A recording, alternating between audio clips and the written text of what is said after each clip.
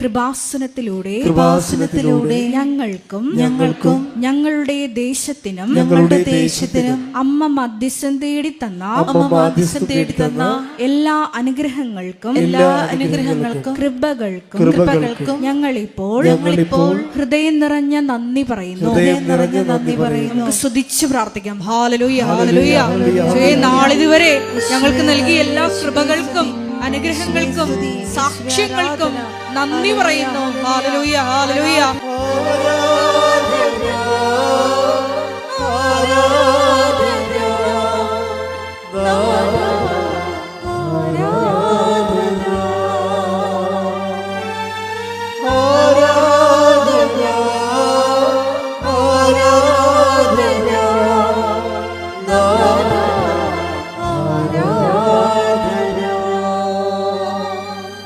പരിശുദ്ധമേ, ദൈവമാതാവേ, 2004 ഡിസംബർ 7-ാം തീയതി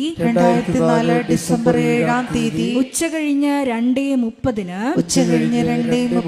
കൃപാസനത്തിൽ സംഭവിച്ച അമ്മയുടെ പ്രത്യക്ഷപ്പെടലിനെ കുറിച്ച് തിരുസഭയ്ക്ക് സമർപ്പിച്ചിരിക്കുന്ന പഠനരേഖകളുടെ മേൽ വസ്തുനിഷ്ഠവും ദൈവശാസ്ത്ര വിധി പ്രകാരമുള്ളതുമായ അന്വേഷണ പഠനങ്ങൾ നടത്തി ആ പ്രത്യക്ഷപ്പെടലിലൂടെ പ്രകടമായ ദൈവമാതാവിന്റെ പ്രത്യേക കരുതലും സംരക്ഷണവും വെളിപ്പെടുത്തുന്ന പീഡിതരുടെ ആശ്വാസവും പ്രവാചകന്മാരുടെ രാജ്ഞിയും വാഗ്ദാനത്തിന്റെ പേടകവും പ്രപഞ്ച പ്രകൃതിയുടെ മാതാവുമായ പരിശുദ്ധ അമ്മയുടെ ഭക്തി തിരുസഭയിൽ കൂടുതൽ പ്രചരിച്ച് ജീവിതത്തിന്റെ ദുരിത ദുരന്ത അവസ്ഥകളിൽ അകപ്പെട്ടു കഴിയുന്ന അനേകായിരം മക്കൾക്ക് ദൈവത്തിന്റെ സാന്നിധ്യവും സന്ധിപ്പും കൂടുതൽ അനുഭവിക്കുക വഴി ആത്മീയ വിശുദ്ധിയും ദൈവശക്തിയും കൈവരിക്കുവാൻ ഞങ്ങളുടെ കുടുംബങ്ങളെ ഇടയാക്കണമേ. സ്തുതിച്ചു പ്രാർത്ഥിക്കാം. Hallelujah, hallelujah, hallelujah. ഈശോയെ, മരിയൻ ഉടമ്പടി എടുത്ത് പ്രാർത്ഥിക്കുന്ന ഞങ്ങളുടെ കുടുംബങ്ങളെ വിശുദ്ധീകരിക്കണമേ, ശക്തീകരിക്കണമേ, ആത്മാവാൽ വഴി നടത്തണമേ. Hallelujah, hallelujah. മഹത്വം, മഹത്വം.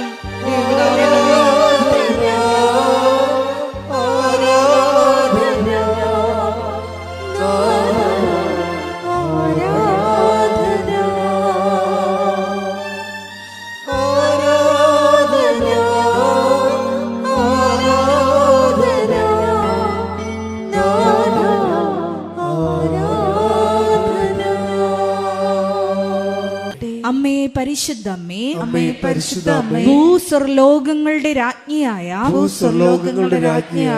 അങ്ങേയ്ക്ക് ഭൗമ സംരക്ഷണത്തിനായി പ്രപഞ്ച പ്രകൃതിയെ തന്നെ തിരുസഭ പ്രതിഷ്ഠിക്കുവാൻ ഈ പ്രത്യക്ഷീകരണം വഴി ഇടയാക്കണമേ. പരിശുദ്ധമ്മേ, ജപമാല മാതാവേ, സകല കൃപാസനം പ്രാർത്ഥനകളോടും ചേർത്ത്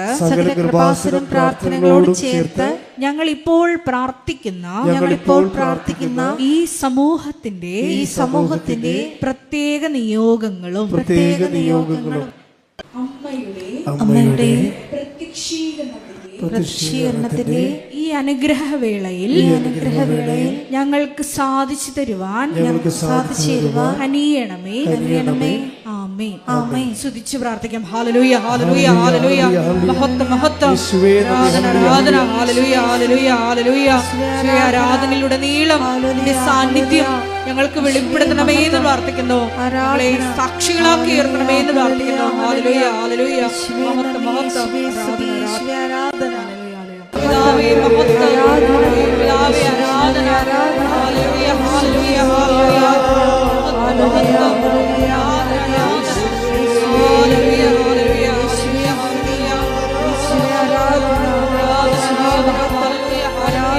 മരിയൻ ഉടമ്പടി എടുക്കാനും പുതുക്കാനുമുള്ള അവസരം ഉണ്ടായിരിക്കുന്നതാണ്.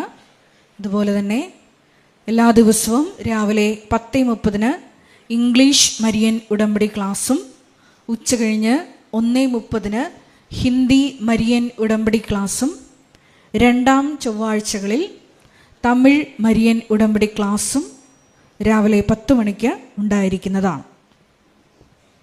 കൃപാസനത്തിൽ സമർപ്പണ ജീവിതം നയിക്കാൻ ആഗ്രഹിക്കുന്ന യുവതികൾ, +2 ഡിഗ്രി പാസ്സായ കുട്ടികൾ 82 81 29 75 11 എന്ന വാട്സപ്പ് നമ്പറിൽ ബന്ധപ്പെടുക. അതുമല്ലെങ്കിൽ apparitionmissionaries@gmail.com എന്ന ഇമെയിൽ അഡ്രസ്സിൽ കോൺടാക്റ്റ് ചെയ്യുക. കൃപാസനത്തിൽ വെഞ്ചരിച്ച നേർച്ച വസ്തുക്കൾ നമ്മുടെ കോമ്പൗണ്ടിൻ്റെ അകത്തുള്ള സ്റ്റോളിൽ മാത്രമാണ് ലഭിക്കുന്നത് എന്നുള്ള കാര്യം സ്നേഹപൂർവ്വം ഓർമ്മപ്പെടുത്തുന്നു. പ്രത്യാശയുടെ മഹാജൂബിലിയോടനുബന്ധിച്ച് നമ്മുടെ കൃപാസനം മരിയൻ പ്രത്യക്ഷീകരണ സന്നിധാനത്തെ അഭിവന്യ ആലപ്പുഴ രൂപതാധ്യക്ഷൻ പൂർണ്ണ ദണ്ഡവിമോചനം പ്രാപിക്കുവാനുള്ള തീർത്ഥാടന കേന്ദ്രങ്ങളിൽ ഒന്നായി ഉയർത്തിയിട്ടുണ്ട്. അതിനോടനുബന്ധിച്ചുള്ള കുംഭസാര ശുശ്രൂഷ രാവിലെ 10 മണി മുതൽ വൈകുന്നേരം 4 മണി വരെ ഉണ്ടായിരിക്കുന്നതാണ്. കൃപാസനത്തിൽ വന്ന് തീർത്ഥാടക ഉടമ്പടി എടുത്തു പോയിട്ടുള്ള സഹോദരങ്ങൾക്ക് മിനിമം 3 ഗ്രൂപ്പ് മെമ്പേഴ്സ് ഉണ്ടെങ്കിൽ നിങ്ങളായിരിക്കുന്ന രാജ്യങ്ങളിലും സ്ഥലങ്ങളിലും നിങ്ങൾക്ക് അഖണ്ഡ ജപമാല ഗ്രൂപ്പുകൾ തുടങ്ങാവുന്നതാണ്. കൃപാസനത്തിൻ്റെ ഒഫീഷ്യൽ മധ്യസ്ഥ പ്രാർത്ഥനയാണ് അഖണ്ഡ ജപമാല പ്രാർത്ഥന എന്ന് പറയുന്നത്. ഒക്ടോബർ 25 നിങ്ങൾക്കറിയാവുന്നതുപോലെ മഹാ അഖണ്ഡ ജപമാല റാലി കൃപാസനത്തിൽ നിന്ന് അർത്തുങ്കിലോട്ട് നടക്കുന്ന സമയത്ത് വിവിധങ്ങളായ ഈ അഖണ്ഡ ജപമാല ഗ്രൂപ്പുകളുടെ നേതൃത്വത്തിൽ ലോകത്തിൻ്റെ വിവിധ ഭാഗങ്ങളിലാണ് അന്നേ ദിവസവും റാലി നമ്മൾ സംഘടിപ്പിച്ചിട്ടുള്ളത്.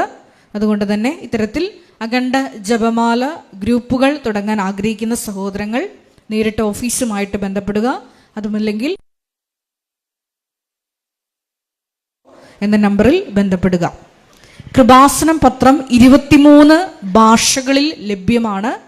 നിങ്ങൾ ആയിരിക്കുന്ന ഇടങ്ങളിൽ ഏത് ഭാഷ കൊടുത്താൽ ദൈവജനത്തിന് ഏറ്റവും പ്രയോജനകരമാകും എന്നുള്ള ഭാഷകളാണ് ഉടമ്പടി എടുക്കുന്ന സഹോദരങ്ങൾ വാങ്ങിച്ചുകൊണ്ട് പോകേണ്ടത് എന്നുള്ള കാര്യം സ്നേഹപൂർവ്വം ഓർമ്മപ്പെടുത്തുന്നു. കൃപാസനത്തിൽ വന്ന് മരിയൻ ഉടമ്പടി എടുത്തിട്ട് സാക്ഷ്യം പറയാത്ത സഹോദരങ്ങൾ എത്രയും വേഗം വന്ന് സാക്ഷ്യം പറഞ്ഞ് അത് ദൈവമഹത്വ രൂപാന്തരീകരണമായും നിങ്ങളുടെ തന്നെ സാക്ഷ്യത്തിൻ്റെ സ്ഥിരീകരണവുമാക്കി മാറ്റണമെന്ന് ഓർമ്മപ്പെടുത്തുന്നു. ബഹുമാനപ്പെട്ട VP ജോസഫ് അച്ഛനെ പ്രാർത്ഥന കൗൺസിലിങ്ങിനും കൈവയ്പ് ശുശ്രൂഷയ്ക്കുമായിട്ട് കാണാൻ ആഗ്രഹിച്ച് കടന്നു വരുന്ന സഹോദരങ്ങൾ അച്ഛൻ ആ ദിവസം ഉണ്ടോ ഇല്ലയോ എന്ന് ഉറപ്പുവരുത്തുവാൻ 9447285400 എന്ന നമ്പറിൽ കോൺടാക്റ്റ് ചെയ്യുക. മരിയൻ ഉടമ്പടി എടുത്ത് പ്രാർത്ഥിക്കുന്ന എല്ലാ സഹോദരങ്ങളോടും പറഞ്ഞിട്ടുള്ള ഒരു നിബന്ധനയാണ് കൃപാസനത്തിലെ മരിയൻ ഉടമ്പടി ധ്യാനം ചൊവ്വാഴ്ചകളിൽ 11:30 മണിയോടുകൂടി നിങ്ങൾക്കത് കൃപാസനത്തിൻ്റെ ഒഫീഷ്യൽ യൂട്യൂബ് ചാനലായ FRVP ജോസഫ് കൃപാസനത്തിലൂടെയും ഒപ്പം തന്നെ ഫേസ്ബുക്ക് പേജായ FRVP ജോസഫ് കൃപാസനത്തിലൂടെയും അതുമല്ലെങ്കിൽ നിങ്ങൾക്ക് ഷക്കീന ടെലിവിഷനിലൂടെയും നിങ്ങൾക്ക് തത്സമയം പങ്കെടുത്ത് പ്രാർത്ഥിക്കാവുന്നതാണ്. നിങ്ങൾ പങ്കെടുത്ത് പ്രാർത്ഥിക്കുക മാത്രമല്ല നിങ്ങളുടെ സോഷ്യൽ മീഡിയ പ്ലാറ്റ്ഫോമുകളിലൂടെയെല്ലാം ആ ധ്യാനം ഷെയർ ചെയ്യണമെന്ന് സ്നേഹപൂർവ്വം ഓർമ്മപ്പെടുത്തുന്നു. അവർ ഡെയിലി ബ്രെഡ് പ്രാർത്ഥന ബഹുമാനപ്പെട്ട VP ജോസഫ് അച്ഛന് ദൈവപിതാവ് വെളിപ്പെടുത്തി കൊടുത്ത സമയത്ത് അച്ഛന് പ്രത്യേകമായിട്ട് ദൈവം കൊടുത്ത ഒരു നോട്ട് എന്നത് ഡോക്യുമെൻറ്റ്സ് സമർപ്പിച്ച് പ്രാർത്ഥിക്കണം എന്നുള്ളതാണ്. അതുകൊണ്ട് തന്നെ എല്ലാ ദിവസവും നമുക്കറിയാവുന്ന പോലെ രാവിലെ 5:30 മണിക്കാണ് അവർ ഡെയിലി ബ്രെഡ് പ്രാർത്ഥന. അപ്പോൾ ആ സമയത്ത് നിങ്ങൾ പോകാൻ പോകുന്ന എല്ലാ മേഖലകളിലെയും നിങ്ങൾ സമർപ്പിച്ച് പ്രാർത്ഥിക്കാൻ ആഗ്രഹിക്കുന്ന എല്ലാ ഡോക്യുമെൻസും നിങ്ങൾക്ക് പ്രത്യേകമായിട്ട് സമർപ്പിച്ച് പ്രാർത്ഥിക്കാവുന്നതാണ് എന്നുള്ള കാര്യം കൂടി സ്നേഹപൂർവ്വം ഓർമ്മപ്പെടുത്തുന്നു. വലിയ ദൈവാനുഗ്രഹത്തിലേക്ക് നമ്മൾ ക്ഷണിക്കപ്പെട്ടിരിക്കുന്നവരാണ്.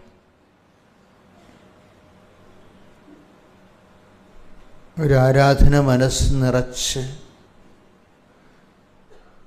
കർത്താവിൻ്റെ സാന്നിധ്യത്തിൻ്റെ ആഴവും ഉയരവും മനസ്സിലാക്കി നമ്മുടെ ജീവിതത്തിൻ്റെ അവസ്ഥകൾ എന്തു തന്നെയായാലും ഇതെല്ലാം പരിഹരിക്കാൻ അപ്പുറത്ത് കഴിവുള്ള കർത്താവിൻ്റെ തിരുസന്നിധിയിലേക്ക് നമ്മൾ വിളിക്കപ്പെട്ടിരിക്കുന്നത് ദൈവത്തിൻ്റെ സ്നേഹമാണെന്ന് തിരിച്ചറിയുന്ന അവസ്ഥയിൽ നിന്നാണ് ആരാധന മുളപൊട്ടി വരുന്നത്. നമുക്ക് നന്ദി പറയാം. കർത്താവേ, ഏറ്റു പ്രാർത്ഥിക്കുക. കർത്താവേ, എൻ്റെ കണ്ണീരിൻ്റെ ഈ കാലത്ത് അങ്ങേ ആരാധിക്കുവാൻ, ആരാധിച്ച് പരിഹാരം കാണുവാൻ, അങ്ങേ സ്നേഹത്താൽ എന്നെ നിന്റെ സന്നിധാനത്തിലേക്ക് ക്ഷണിച്ചതിന് നന്ദി പറയുന്നു. കർത്താവേ, എന്റെ ജീവിതത്തിന്റെ എല്ലാ അവസ്ഥകളെയും അതിജീവിക്കുവാൻ പരിശുദ്ധ അമ്മയുടെ പ്രത്യേക മാധ്യസ്ഥം ലഭിക്കുന്ന ഈ ആരാധനയ്ക്ക് പ്രത്യേക പരിഗണനയാൽ നീ എന്നെ ക്ഷണിച്ചതിന് സ്തോത്രം ചെയ്യുന്നു. കർത്താവേ, എന്നെ ആരാധിക്കുവാൻ എനിക്ക് യോഗ്യത നൽകണമേ. എന്റെ ഇന്നത്തെയും എക്കാലത്തെയും എല്ലാ യോഗ്യതയും ഓർത്തുകൊണ്ട് ഞാൻ മനസ്തപിക്കുന്ന കർത്താവേ, എനിക്ക് പ്രാർത്ഥിക്കുവാൻ, ആരാധിക്കുവാൻ യോഗ്യത നൽകണമേ. എന്റെ കർത്താവേ, എന്റെ ആരാധനയെ സ്വീകരിക്കുന്നതിനായി നിന്റെ ആത്മാവിന്റെ അഭിഷേകത്തിൽ എന്നെ നിറക്കണമേ. യേശുവേ സ്തോത്രം, യേശുവേ നന്ദി, യേശുവേ ആരാധന. ഹല്ലേലൂയ, ശ്രുതികട്ടെ. Hallelujah, hallelujah, hallelujah, hallelujah. യേശുവേ നന്ദി. Hallelujah, hallelujah, hallelujah,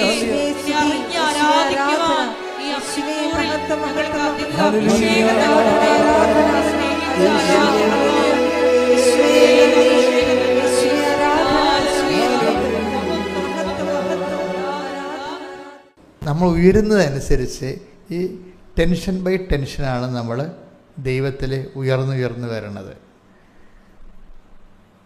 tension by ടെൻഷനാണ്. അപ്പോൾ ഈ ടെൻഷനെ മാറ്റി നിർത്തിയിട്ട് ഒരു ജീവിതം ഉണ്ടോ എന്ന് ചോദിച്ചു കഴിഞ്ഞാൽ ദൈവത്തെ അനുഭവിക്കുന്നതിന് ടെൻഷനെ എങ്ങനെ ഉപയോഗിക്കാൻ പറ്റുമെന്നാണ് നമ്മൾ ചിന്തിക്കേണ്ടത്. പോസിറ്റീവായിട്ട് വേണം. കാര്യം ഞാൻ ഈ ടെൻഷൻ്റെ ആളാണ്. ശരിക്കും പറഞ്ഞാൽ എനിക്ക് കുഞ്ഞുനാൾ തൊട്ട് തന്നെ ഈ ടെൻഷൻ്റെ പ്രോബ്ലം ഉണ്ട്.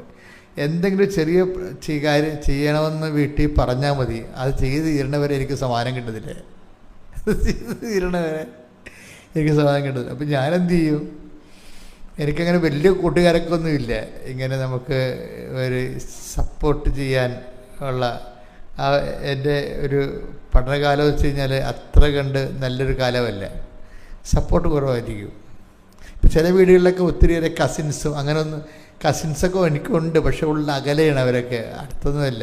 അതുകൊണ്ട് ഡയറക്റ്റ് പേഴ്സണൽ സപ്പോർട്ട് കിട്ടത്തില്ല. അപ്പനാണെങ്കിൽ അപ്പൻ അധികം സംസാരിക്കുന്ന ആളല്ല, അപ്പൻ കൽപ്പിക്കുന്ന ആളാണ്, പക്ഷെ സ്നേഹിക്കും, അടുപ്പമൊക്കെ ഉണ്ട്. പക്ഷെ എങ്കിലും അപ്പൻ ക്ഷിപ്രകോപിയാണ്.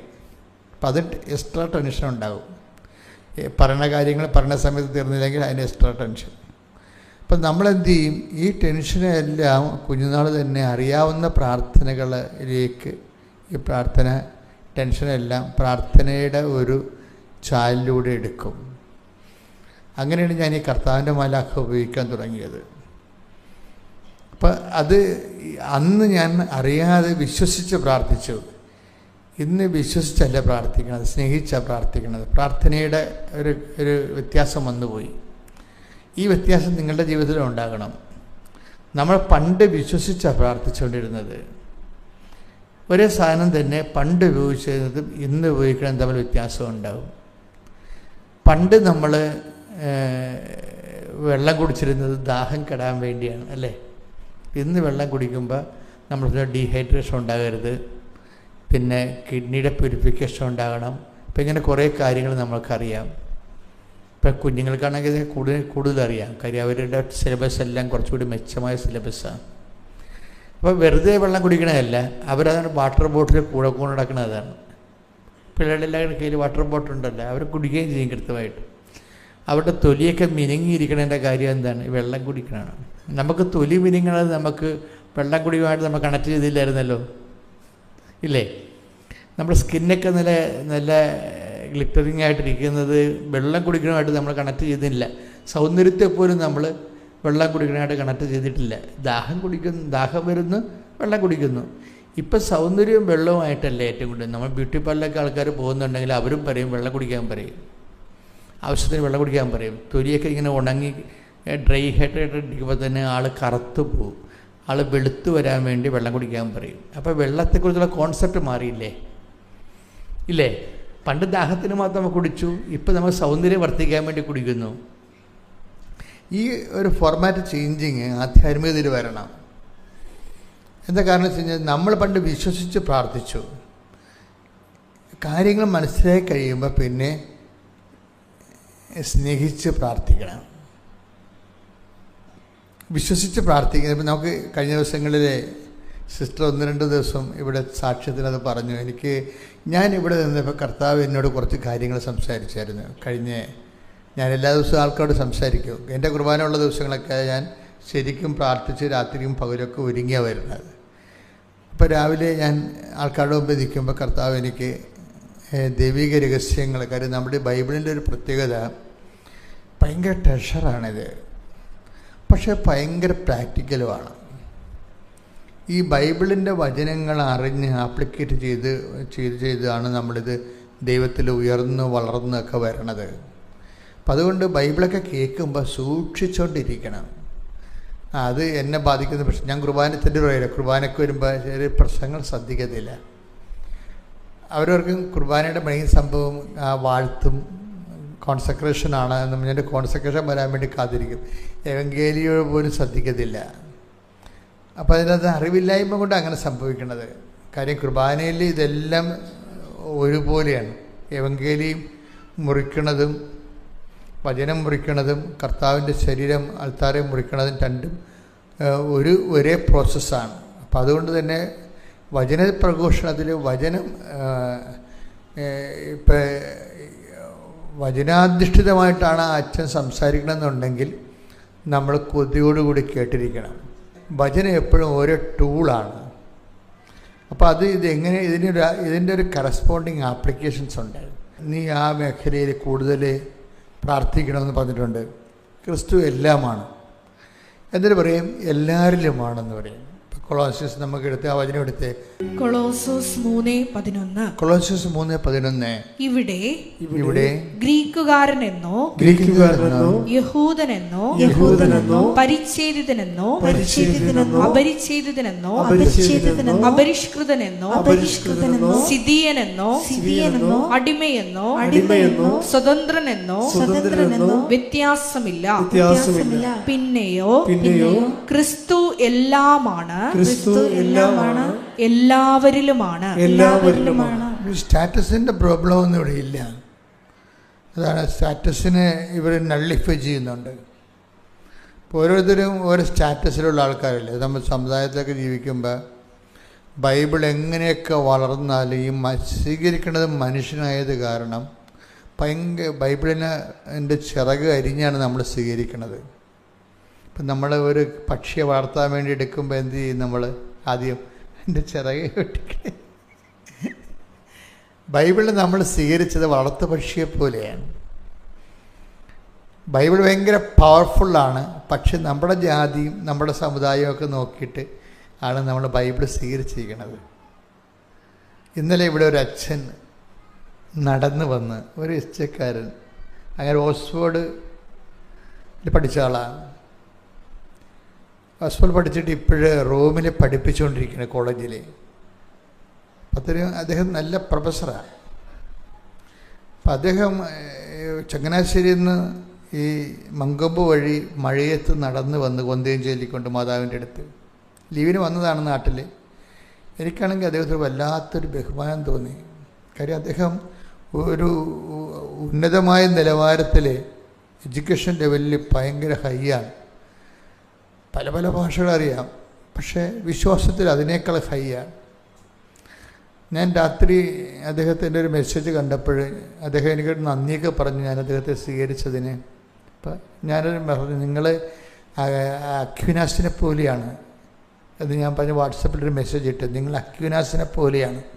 എന്താണ് അക്വിനാസിൻ്റെ പ്രത്യേകത? വിശുദ്ധ അക്വിനാസിൻ്റെ പ്രത്യേകത, നിങ്ങൾ വിശുദ്ധനാണ്, അതേസമയം തന്നെ നല്ല വിജ്ഞാനിയാണ്. ഈ വിജ്ഞാനം കൂടുമ്പോൾ വിശുദ്ധി കുറവില്ല ചില ആൾക്കാർക്ക്. ഈ അച്ഛന് അങ്ങനെയില്ല, വിജ്ഞാനവും കൂടി വിശുദ്ധിയും കൂടി അതിൻ്റെ ഒപ്പം. അത് നമുക്ക് സംസാരിക്കുമ്പോൾ മനസ്സിലാകും അത്. അപ്പോൾ അതിൻ്റെ വിഷയം എന്ന് പറയണത്, ചില ആൾക്കാർക്ക് ഈ വിജ്ഞാനം കൂടിക്കഴിയുമ്പോൾ വിശുദ്ധി കുറയും. അത് നമ്മുടെ പ്രാർത്ഥന, നമ്മുടെ കപ്പാസിറ്റി, മെരിറ്റിന് അങ്ങനെ ഒരു ദോഷമുണ്ട്. എന്താണ് മനുഷ്യന്മാരുടെ ഒരു ശത്രു എന്ന് ചോദിച്ചാൽ ഞാൻ പറയും, ഉടമ്പടി ഭാഷയാണ് ഉപയോഗിക്കണമെങ്കിൽ പറയും മെരിറ്റ് ഈസ് ദ എനിമി. നമ്മുടെ ശത്രു മെരിറ്റാണ്. മെരിറ്റ് എന്ന് പറഞ്ഞാൽ എന്താണ്? ഒരു പുതിയ ശത്രു ഉടമ്പടി നമ്മളെ ഇങ്ങനെ ഐഡൻറ്റിഫൈ ചെയ്ത് തരും നമുക്ക്. ഉടമ്പടിയുടെ ഒരു ഗുണം അതാണ്. ഉടമ്പടി നമ്മൾ കൺഫ്രണ്ട് ചെയ്യാത്ത, നമ്മളെ അജ്ഞാതമായ കോണിൽ നിന്ന് നമ്മളെ ആക്രമിച്ച് കീഴ്പ്പെടുത്തിയിരുന്ന ഒരു അജ്ഞാത ശത്രുവിനെ, പുരാതനമായ ഒരു ശത്രുവിനെ ഉടമ്പടി ഇങ്ങനെ മുമ്പിൽ കൊണ്ടുവരും. അയാളുടെ പേര് മെരിറ്റ് എന്നാണ്. മെരിറ്റ് എന്ന് വെച്ചാൽ കപ്പാസിറ്റി, നമ്മുടെ യോഗ്യത. നമ്മുടെ യോഗ്യതയ്ക്ക് ഇവൻ നമ്മൾ എന്തുമാത്രം അറ്റാക്ക് ചെയ്യുന്നുണ്ടെന്ന് നമുക്കൊരു പിടിയില്ല. കാര്യം വെച്ചാൽ നമ്മളെപ്പോഴും ഇപ്പം നിങ്ങൾക്കൊരു 50 ലക്ഷം രൂപ FD ഉണ്ടെങ്കിൽ അതിൻ്റെ ബേസിലേ നിങ്ങളെ പ്രാർത്ഥിക്കത്തുള്ളൂ. ഉറപ്പല്ലേ? നിങ്ങൾക്ക് കാലണ ഇല്ലെന്നുണ്ടെങ്കിൽ കർത്താവിൻ്റെ കാര്യക്കെട്ടി വീഴും. കാലണ കയ്യിലില്ലെങ്കിൽ കർത്താവിൻ്റെ കാര്യക്കെട്ടി വീഴും. അലമാര നിറച്ച് കാശാണെങ്കിൽ അതിൻ്റെ കുറച്ചേ പ്രാർത്ഥിക്കത്തുള്ളൂ. ഇത് ആധ്യാത്മികതയുടെ ഏറ്റവും വലിയ ഇന്നേറ്റ് എനിമി എന്ന് പറയുന്നത് ആന്തരിക ശത്രു എന്ന് പറഞ്ഞ മെരിറ്റാണ്. ഈ ഉടമ്പടി ഈ മനുഷ്യൻ ഗതി കിട്ടാതെ കിടക്കുന്ന കാരണങ്ങൾ ഒന്ന്, അതിൻ്റെ ഒരു കാരണം ഈ മെരിറ്റിലുള്ള റീസണബിൾ ആയിട്ടുള്ള അഡിഹറൻസാണ്. എന്ന് വെച്ച് കഴിഞ്ഞാൽ അവൻ്റെ യോഗ്യതയിലുള്ള അമിതമായ ആശ്രയം. എൻ്റെ മക്കളിത് ശരിക്കും മനസ്സിലാക്കണം. ഇതൊരു വളരെ സീരിയസ് ആയിട്ട് മെക്കാനിക്കലായിട്ട് മനസ്സിലാക്കേണ്ടതാണ്. നമ്മൾ റിപ്പയർ ചെയ്യണമെന്നുണ്ടെങ്കിൽ ഇതിൻ്റെ മെക്കാനിസം മനസ്സിലാക്കണം. നമ്മുടെ പല പ്രശ്നങ്ങളും ദൈവം രജിസ്റ്റർ ചെയ്യത്തില്ല. ചില പ്രാർത്ഥനകളുടെ ഒരു കുഴപ്പം, ദൈവം ആ പ്രാർത്ഥന രജിസ്റ്റർ വരത്തില്ല. ഇപ്പം നമ്മളിങ്ങനെ കമ്പ്യൂട്ടറൊക്കെ 100 കണക്കിന് അടിച്ചാലും ചില ആ സേവ് ബട്ടൺ അമർത്തിയില്ലെങ്കിൽ എല്ലാം ഡിലീറ്റായി പോകും. അതുപോലെ പ്രാർത്ഥനകളും എല്ലാം ഡിലീറ്റാണ്, പലതും ഡിലീറ്റായി പോയിട്ടുണ്ട്. നമ്മൾ ചെറുപറ പ്രാർത്ഥിക്കുന്നുണ്ട്, പക്ഷെ ഓട്ടോമാറ്റിക് ഡിലീറ്റിങ് വരും ഇതിൻ്റെ അകത്ത്. അതിൻ്റെ കാരണമെന്ന് വെച്ച് കഴിഞ്ഞാൽ ഈ പ്രാർത്ഥന രജിസ്റ്റർ ആകാത്തതിൻ്റെ കാരണം ഇതിൻ്റെ അവലംബങ്ങളുടെ കുഴപ്പമാണ്. അവലംബങ്ങളെന്ന് പറയണത്, ഇപ്പം നമുക്ക് കുറച്ച് ആസ്തി ഭദ്രതയുണ്ടെങ്കിൽ അതിൻ്റെ ബാക്കിയുള്ള കാര്യത്തിന് അവലംബങ്ങളുള്ളു. ഇപ്പം നമ്മൾ മെഡിക്കൽ കോളേജിലേക്ക് രോഗിനെയും കൊണ്ട് പോവുകയാണ്. ഇപ്പം നമ്മൾ തന്നെ രോഗിയായിട്ട് അറ്റാക്ക് അല്ലെങ്കിൽ എന്തെങ്കിലും സംഭവമാണെന്ന് പറഞ്ഞുകൊണ്ട് നമ്മൾ മെഡിക്കൽ കോളേജിലോട്ട് ആംബുലൻസ് പറപ്പിച്ച് വിടുകയാണ്. അപ്പോൾ നമുക്ക് അവിടെ നമ്മൾക്കൊരു ധാരണ ഉണ്ട്, എന്താ നമ്മുടെ മരുമകനാണ് അവിടെ സർജൻ. എന്നാൽ പിന്നെ ഈ ആംബുലൻസിൽ കിടക്കുന്ന രോഗിക്ക് പകുതി ദൈവം മരുമകനായിരിക്കും. പിടിയിട്ടില്ലേ? ഈ അറ്റാക്ക് അടിച്ചുകൊണ്ട് ആംബുലൻസിൽ കയറി പോയി പോണ പാർട്ടി അവിടെ സർജൻ മരുമകനാണെന്നുണ്ടെങ്കിൽ ഇവർക്ക് അത് കുറഞ്ഞുള്ള ആദ്യമേ ഉള്ളൂ. മരുമകൻ ആണല്ലോ അവിടെ, ഇനിയിപ്പോൾ ചെന്ന് പെട്ടാൽ മതിയല്ല അവിടെ. അപ്പം പിന്നെ പ്രാർത്ഥിക്കുന്ന റോഡിൻ്റെ ഗട്ടർ കുറയാൻ വേണ്ടിയാണ് പ്രാർത്ഥിക്കത്തുള്ളൂ. ഓപ്പറേഷൻ കാര്യം മരുമകനല്ല. ഇതെന്ത് നമ്മുടെ മെരിറ്റുകൾ നമ്മളുടെ പ്രാർത്ഥനയെ ബാധിക്കുന്നുണ്ട്. ഇത് നമ്മൾ ഐഡൻറ്റിഫൈ ചെയ്യണം. എന്ന് വെച്ച് കഴിഞ്ഞാൽ നിങ്ങൾ ഒരു മെരിറ്റുമില്ലാത്ത ആൾക്കാരായിട്ട് ദൈവതിരുസന്നിധിയിൽ നിൽക്കണം. ഒരു മെരിറ്റും ഇല്ലാത്ത നമ്മൾ കണ്ട ആ സാക്ഷ്യത്തിൽ റോസ് ബെന്നിയുടെ സാക്ഷിയാണ്. റോസ് ബെന്നി നമ്മുടെ നാട്ടുകാരി, ഇവിടുത്തെ നാട്ടുകാരിയാണ്, ശമ്പകുളത്തുകാരിയാണ്. ആ സാക്ഷ്യങ്ങളപ്പോൾ എനിക്ക് ഇഷ്ടപ്പെട്ടത് അവലംബങ്ങൾ, ഇവിടെ അവലംബങ്ങളുടെ പ്ലേസ്മെൻറ്റ് ഭയങ്കര രസമാണ്. അപ്പോൾ അവർക്ക് അവരുടെ ജീവിത ഉപാധി എന്ന് പറയുന്നത് ഒരു പാടശേഖരമാണ്. 9 ഏക്കറുള്ള ഒരു പാടശേഖരമാണ്. ഈ പാടത്തുനിന്ന് നെല്ല് കൊയ്തെടുത്തിട്ട് വേണം ഈ കുഞ്ഞുങ്ങളെ, 2 കുഞ്ഞുങ്ങളുണ്ട്, അതുങ്ങളെ പഠിപ്പിക്കാനും പിന്നെ ബാക്കിയുള്ള ഹൗസ് മെയിൻ്റെനൻസ് എല്ലാം നടത്തേണ്ട ഇതിലേതാണ്. ബെന്നിയും ഇവരും 2 പേരും കർഷകരാണ്. അപ്പോൾ ഇവരുടെ പരിപാടി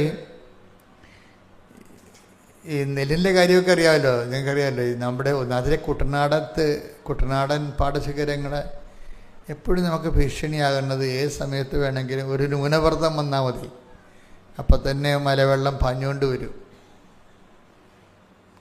ഒരു ന്യൂനമർദ്ദം വന്നാൽ മതി, ഒരു 5-6 ദിവസം നിന്ന് പെയ്ത അപ്പം തന്നെ പമ്പ എന്ന് പറയുന്ന ഭയങ്കര ഒരു ഭീകര ജീവിയാണ് സംഭവം.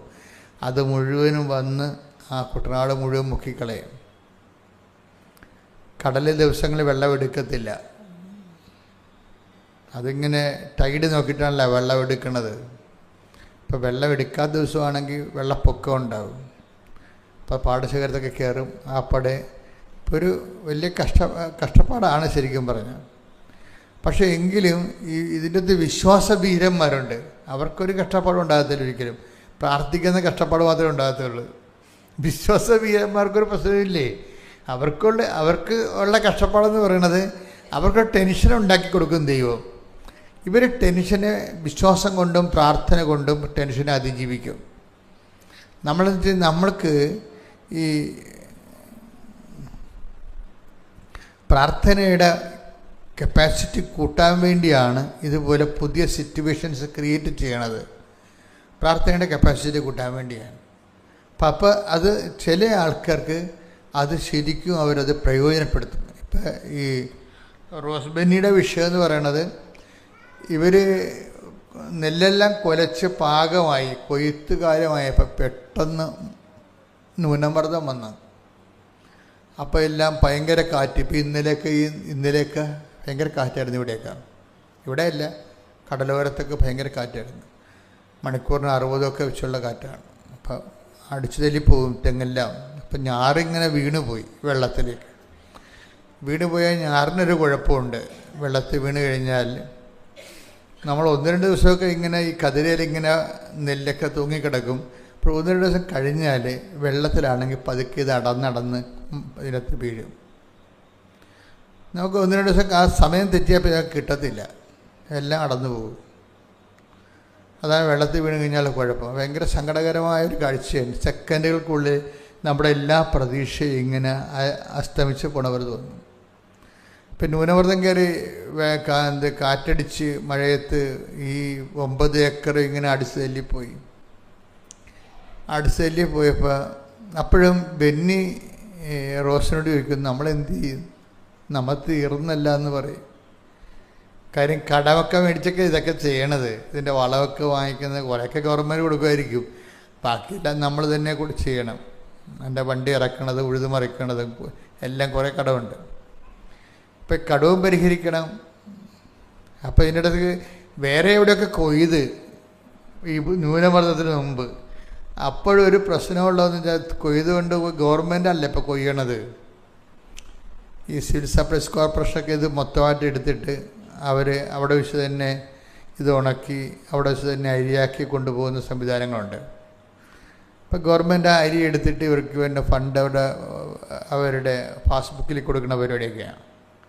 അപ്പോൾ എന്ത് 100-ന് 108 കിലോനാണ് എടുക്കുന്നത്. അതിപ്പോൾ മുതലാകത്തില്ല. മനുഷ്യന്മാർക്ക് ഓരോ വിഷയമാണ്. പ്രാർത്ഥനയ്ക്ക് ഓരോ സബ്ജക്റ്റ് തന്നെ ഓരോ കണ്ടില്ലേ. 100 കിലോ എടുക്കുന്ന സ്ഥലത്ത് 108 കിലോ മേടിക്കും. പണ്ട് പേട് വാശി എന്നൊക്കെ പറഞ്ഞിട്ട് തേങ്ങ നമ്മൾ കൊടുക്കുമ്പോൾ അങ്ങനെ ഉണ്ടായിരുന്നു. 100-108 ഉണ്ടായിരുന്നു. പേട് വാശി എന്ന് പറയും. എന്നുവെച്ചാൽ നമ്മൾ മടപ്പുറം തേങ്ങ കൊടുക്കത്തില്ലേ, ഇപ്പോൾ കൊടുക്കുമ്പോൾ 100 തേങ്ങ കൊടുത്താൽ അവർ തേങ്ങക്കാർ 108 എടുക്കും. ഇതിൻ്റെ എല്ലാം പേട് പൊതിച്ച് കഴിയുമ്പോൾ പേടുണ്ടാകും എന്നൊക്കെ പറഞ്ഞുകൊണ്ട് എടുക്കണതാണ്. അതൊക്കെ ഭയങ്കര നഷ്ടമാണ്. ഓരോ 100 തേങ്ങയ്ക്ക് 8 തേങ്ങ നഷ്ടപ്പെടും. അതുപോലെ തന്നെയാണ് ഈ നെല്ലിനും. ഗവൺമെൻറ് നെല്ലെടുക്കുമ്പോഴും ഇടനിലക്കാരെക്കൊണ്ടാണല്ലോ എടുപ്പിക്കുന്നത്. യവന്മാർ അവിടെ ലാഭത്തിൽ നിന്ന് ഒപ്പിക്കാൻ വേണ്ടി 100-ന് 108 കിലോ അളക്കാൻ പറയും. ഇപ്പോൾ മിനി റോസിൻ്റെ പ്രശ്നം, റോസ്ബെരിയുടെ പ്രശ്നം, ഈ 100-ന് 8 വെച്ചാണ് ഇത് അളക്കണമെന്നുണ്ടെങ്കിൽ 100 കണക്കിന് കിലോ കിൻഡൽ നഷ്ടപ്പെടും. അപ്പോൾ പിന്നെ നമുക്ക് കിട്ടാത്ത കണക്കായിരിക്കും. അപ്പോൾ അവളിപ്പം മാതാവിനോട് പറയും, മാതാവേ 100-ന് 108 വെച്ചാൽ നമുക്ക് നിൽക്കാപ്പള്ളിക്കളിയില്ല. ഇപ്പം ഈ കാലങ്ങളിൽ ഒരു പ്രത്യേകത എന്ന് പറഞ്ഞ് ഉടമ്പടി എടുക്കുന്ന ചില ആൾക്കാർ ഭയങ്കരമായിട്ട് ഉടമ്പടി പ്രയോജനപ്പെടുത്തും. ഉടമ്പടി എന്ന് പറയുമ്പോൾ ദൈവം ഉദ്ദേശിക്കുന്നത് ബൈലാറ്ററൽ എഗ്രിമെൻ്റ് അല്ലേ? ഉടമ്പടി എന്ന് പറഞ്ഞാൽ എന്താണ്? ബൈലാറ്ററൽ എഗ്രിമെൻ്റ് എന്ന് വെച്ച് കഴിഞ്ഞാൽ ഉഭയകക്ഷി കരാറ്. ഉഭയകക്ഷി എന്ന് വെച്ചാൽ 2 കക്ഷികൾ തമ്മിൽ. അപ്പോൾ ഉടമ്പടി നമ്മൾ ശ്രദ്ധയോടുകൂടിയാണ് എടുക്കണമെന്നുണ്ടെങ്കിൽ ദൈവം ഒരു വ്യക്തിയായിട്ട്, നമ്മളൊരു വ്യക്തിയായിട്ട് ഈക്വലായിട്ട് വരും. ഇത് ചില ആൾക്കാർക്ക് ഇതിൻ്റെ ഇക്കണോമിക്സ് അറിയാൻ പറ്റും. ഞാനും ദൈവവും ഇപ്പോൾ ഒരു ഉടമ്പടിയിലാണ്. അപ്പോൾ അതുകൊണ്ട് ചില ആൾക്കാർ എന്തെല്ലാം പ്രശ്നം വന്നാലും തളരത്തില്ല. എന്താ കാര്യം? ഉടമ്പടിയാണ്, ഉടമ്പടിയിലുള്ളതാണ്. ഇപ്പം മോഡി പ്രധാനമന്ത്രി ട്രംപിനെ പോയി കെട്ടിപ്പിടിച്ചാലും അവർ തമ്മിൽ വലിയ ബിസിനസ് ഡീലൊക്കെ നടത്തിയാലും റഷ്യക്കാരൻ കുലുങ്ങത്തില്ല. എന്താ കാര്യം? നമ്മൾ പത്രക്കാരൊക്കെ പറയും റഷ്യയിൽ നമ്മൾ മാറാൻ പോവുകയാണ്, നമ്മൾ അമേരിക്കയുമായിട്ട് ചേരിൽ വരാൻ പോവുകയാണെന്നൊക്കെ പറഞ്ഞാലും പുടിൻ അവിടെ ഇരുന്നുകൊണ്ട് ഒന്നും കുലുങ്ങത്തില്ല. എന്താ കാര്യം? ഇന്ത്യയുമായിട്ട് വർഷങ്ങളോളം ഒരു ഉടമ്പടിയിലാണ്. ഇതിൻ്റെ അപ്പുറത്ത് ഫോറിൻ കണക്ഷൻസ് ഒന്നും ചെയ്യാൻ പറ്റത്തില്ല. ഉടമ്പടിക്കെതിരാണത്. അത് മോഡി ഒട്ട് ചെയ്യത്തുമില്ലെന്ന് പുടിനറിയാം. അപ്പം അതുകൊണ്ട് ഇതിൻ്റെ അകത്ത് വരുന്ന ഈ ഉടമ്പടിയുടെ ഗുണം അതാണ്. ബയലാറ്ററായിട്ടുള്ള ബൈൻഡിങ്ങാണ്, മ്യൂച്വൽ ബൈൻഡിങ് വരും. അപ്പം നമ്മുടെ മുമ്പിലൂടെ എൻ്റെ മക്കളെ എൻ്റെ ദൈവത്തിൻ്റെ വിഷയത്തിലുള്ള ഉടമ്പടി സിമ്പിളാണ്. അപ്പം നമ്മൾ ദൈവദൃശ്യത്തിൽ ഏറ്റിരിക്കുന്ന കാര്യങ്ങൾ നമ്മളൊരു ദൈവികമായ രീതിയിൽ എടുക്കണമെന്ന് മാത്രമേ ഉള്ളൂ. സിമ്പിളായിട്ട് നമ്മൾ മാനുഷ്യമായിട്ട് രീതിയിലാണ് ചില ആൾക്കാർ ഉടമ്പടി ചെയ്യണത്. അതുകൊണ്ടാണ് ദൈവം ബൈൻഡ് ചെയ്യാത്തതിൻ്റെ കാരണം. പക്ഷേ ദൈവം അതിനെ അഡ്ഹിയർ ചെയ്യത്തില്ല, ദൈവം അതിന് വശംവദനാകത്തില്ല. കാരണം വെച്ച് കഴിഞ്ഞാൽ നമ്മൾ ഉടമ്പടിയിൽ പല കാര്യങ്ങളും ഉഴപ്പും. നിങ്ങളാണെങ്കിൽ നിങ്ങൾ എത്ര കൊല്ലം മുമ്പിലാണെങ്കിലും ഉടമ്പടി ഉണ്ടായ കാലത്ത് ഇത് അമ്മയുടെ പ്രത്യക്ഷീകരണവുമായിട്ട് ബന്ധപ്പെട്ടുണ്ടായതാണ്. അമ്മയുടെ പ്രത്യക്ഷീകരണവുമായിട്ട് ബന്ധപ്പെട്ട് അമ്മയുടെ പ്രത്യക്ഷീകരണം സഭ ഏറ്റെടുക്കാനും പ്രത്യക്ഷീകരണത്തിൻ്റെ ദൈവ ആനുകൂല്യങ്ങൾ ദൈവം ഉടമ്പടിയുടെ ബേസ്മെൻറ്റിലാണ് നമുക്ക് തരണത്. അപ്പം ഇത് ഉടമ്പടി വേറെ പ്രത്യക്ഷീകരണം വേറെയല്ല, രണ്ടും ഒന്നാണ്. പ്രത്യക്ഷീകരണത്തിന് ദുരന്തമുണ്ടാകാൻ പോണ് പ്രാർത്ഥിക്കണമെന്നാണ് പറഞ്ഞിരിക്കുന്നത്. ആ പ്രാർത്ഥനയാണ് നമ്മൾ ഉടമ്പടി വഴി ചെയ്ത് തീർക്കുന്നത്. അതുകൊണ്ട് തന്നെ അതിന് അതിൻ്റേതായിട്ടുള്ള തനത് അനുഗ്രഹങ്ങൾ ഒത്തിരി ഉണ്ട് പ്രത്യക്ഷീകരണം. അതുകൊണ്ടാണ് ഈ അമ്മയുടെ പ്രത്യക്ഷീകരണം അംഗീകരിച്ചുകൊണ്ട് ഉടമ്പടി ചെയ്യുന്നവരുണ്ട്. അവിടെ അത് വ്യത്യാസം ഉണ്ടാകും ഉടമ്പടിയിൽ. നിങ്ങളുടെ വിഷയത്തെ അടിസ്ഥാനപ്പെടുത്തിക്കൊണ്ടാണ് ചില ആൾക്കാർ ഉടമ്പടി ചെയ്യണത്. അപ്പോൾ അത് ഈ ലൂപ്പിങ് ചെയ്യുമ്പോൾ ഒന്ന് ശ്രദ്ധിച്ചാൽ മതി. ചിലപ്പോൾ നിങ്ങൾക്കൊരു വിഷയമുണ്ട്, ഓക്കെ, വീടിന് ലോൺ വേണം, അല്ലെങ്കിൽ നിങ്ങളുടെ കേസ്, നിങ്ങളുടെ ബന്ധുക്കൾ അല്ലെങ്കിൽ ജയിലിലാണെങ്കിൽ അവർ പുറത്തിറങ്ങണം, അതൊക്കെ ആയിരിക്കും നിങ്ങളുടെ ഉദ്ദേശം. ദാറ്റ് മേ ബി അത്. പക്ഷേ ഉടമ്പടി ചെയ്യുമ്പോൾ ഉടമ്പടി ബേസിക്കായിട്ട് എന്താണത്? അത് അമ്മയുടെ പ്രത്യക്ഷീകരണം 2004 ഡിസംബർ 7-ാം തീയതി സംഭവിച്ച പ്രത്യക്ഷീകരണം. ദുരന്തമുണ്ടാകാൻ കൊണ്ട് പ്രാർത്ഥിക്കണമെന്ന് പറഞ്ഞത് സമയഘടികാരത്തിൽ ചാർത്തിയ ലോകാന്ത്യത്തിൻ്റെ കളർ കാണിക്കുന്ന ഈ പ്രത്യക്ഷീകരണം അത് സഭ ഏറ്റെടുക്കാൻ വേണ്ടിയാണ് നമ്മളോട് പ്രാർത്ഥിക്കാൻ പറഞ്ഞിരിക്കുന്നത്. ആ പ്രാർത്ഥനയാണ് ഈ ഉടമ്പടിയിലൂടെ നടക്കുന്നത്.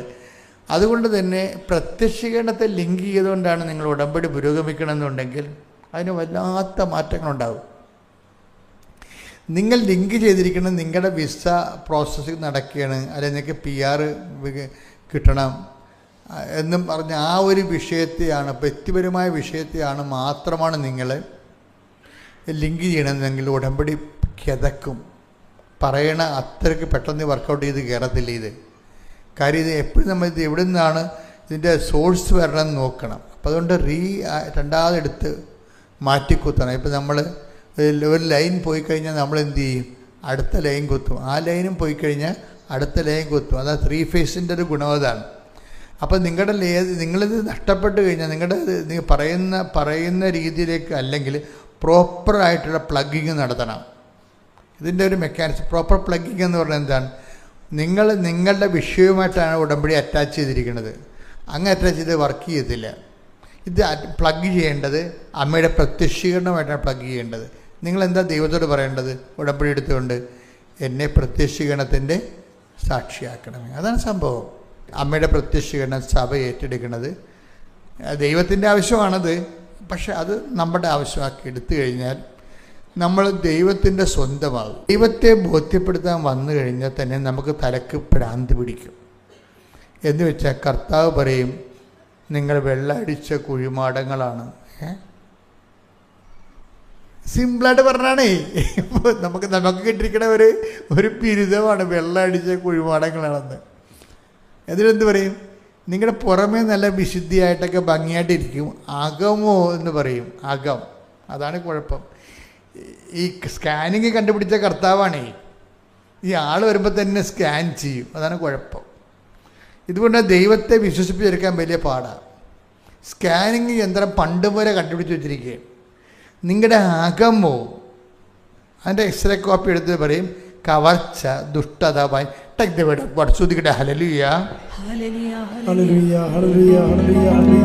മത്തായി 23:27 തിരുവചനങ്ങൾ.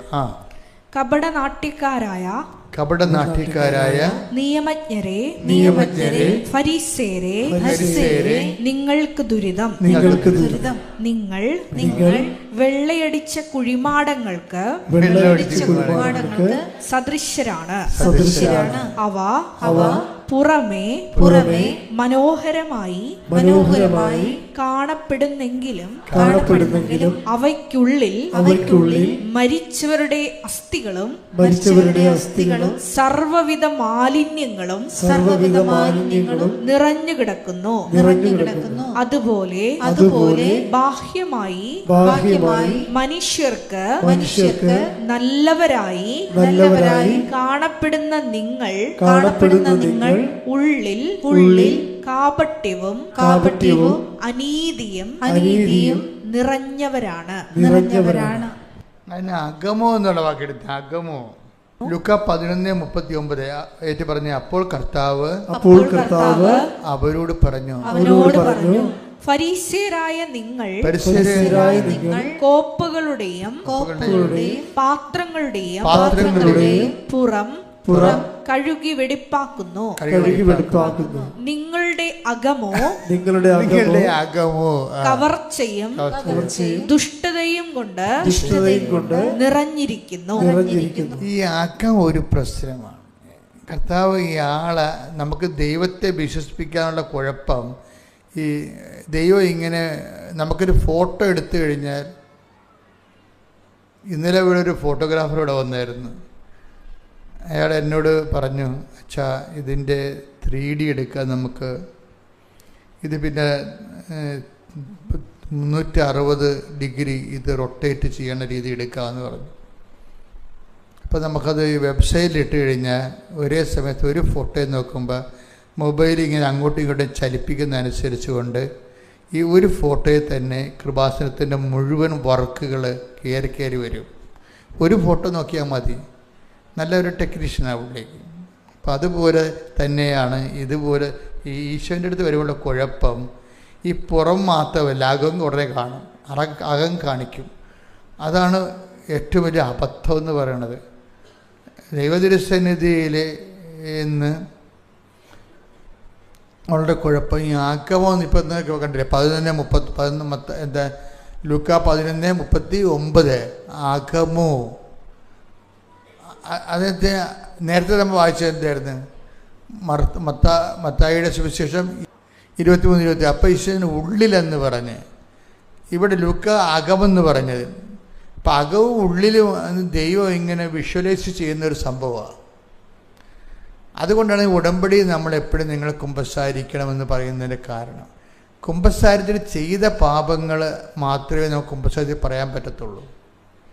ചെയ്ത പാപങ്ങൾക്ക് അനുതാപം ഉണ്ടെങ്കിൽ ഏറ്റു പറഞ്ഞാൽ അതിൻ്റെ ഗുണമുണ്ടാവും. പക്ഷെ പാപം ചെയ്യാനുള്ള പ്രവണത എന്ന് പറയണത് നമ്മളുടെ നിലപാടാണത്. ഇപ്പം ഇപ്പോൾ റോസ് ബെന്നിയുടെ കാര്യം, റോസ് ബെന്നിക്ക് 9 ഏക്കറുണ്ട്. അപ്പോൾ മറ്റുള്ളവരെല്ലാവരും നമ്മുടെ അകം ശരിയല്ലെങ്കിൽ, റോസ് ബെന്നി ഈ സാക്ഷ്യം പറഞ്ഞപ്പോൾ പറഞ്ഞ ഒരു കാര്യം എന്ന് വെച്ചാൽ, ഞാൻ ഈശോയോട് പറഞ്ഞത്, ഈശോ എൻ്റെ പാടശേഖരത്തിൻ്റെ പ്രശ്നമല്ല, ഞങ്ങൾക്കിത് തന്നില്ലെങ്കിൽ കുഞ്ഞുങ്ങളെ പഠിപ്പിക്കാൻ അവിടെ ഹോസ്റ്റൽ ഫീസുകളൊന്നും കൊടുക്കാൻ പറ്റത്തില്ല, കോളേജ് ഫീസ് കൊടുക്കാൻ പറ്റത്തില്ല. പക്ഷേ എന്നെപ്പോലെ കുട്ടനാട്ടിലുള്ള എല്ലാ പാടശേഖരങ്ങളും ഞാൻ സമർപ്പിക്കുകയാണ്. അവരും എന്നേക്കാൾ കടക്കാരായിരിക്കും മിക്കവാറും. അതാണ് പ്രശ്നം. അതാണ് ഈ അകമോ എന്ന് പറഞ്ഞത്. അകമോ എന്ന് പറഞ്ഞത് വെച്ചാൽ അകം ഒരു പ്രശ്നമാണ്. ഇപ്പോൾ റോസ് ബെന്നിയെ സംബന്ധിച്ചിടത്തോളം ഈ പ്രാർത്ഥന ദൈവത്തിൽ കേൾക്കാതിരിക്കാൻ പറ്റത്തില്ല. എന്താ കാര്യം? അകം ഓക്കെയാണ്. ചില ആളെ സംബന്ധിച്ചിടത്തോളം എനിക്ക് മാത്രം കൊയ്താൽ മതി, ബാക്കിയെല്ലാം നശിക്കണമെന്നുള്ള ആഗ്രഹം ഉണ്ടാവും. അതാണ് അകമോ. കവർച്ചയും ദുഷ്ടതയും കൊണ്ട് നിറഞ്ഞിരിക്കുന്നു, അല്ലേ? കവർച്ചയെന്ന് വെച്ചാൽ നമ്മൾ മാത്രം രക്ഷപ്പെടണം, ബാക്കിയുള്ളവരെല്ലാം ഗതി പിടിക്കാതെ പോരണം. ഇവർ പറയണ കാര്യം അത് നമ്മുടെ ജാതിക്കാരല്ലെന്ന് പറയണം. ഇപ്പം ഇങ്ങനെ സംഭവമല്ലേ?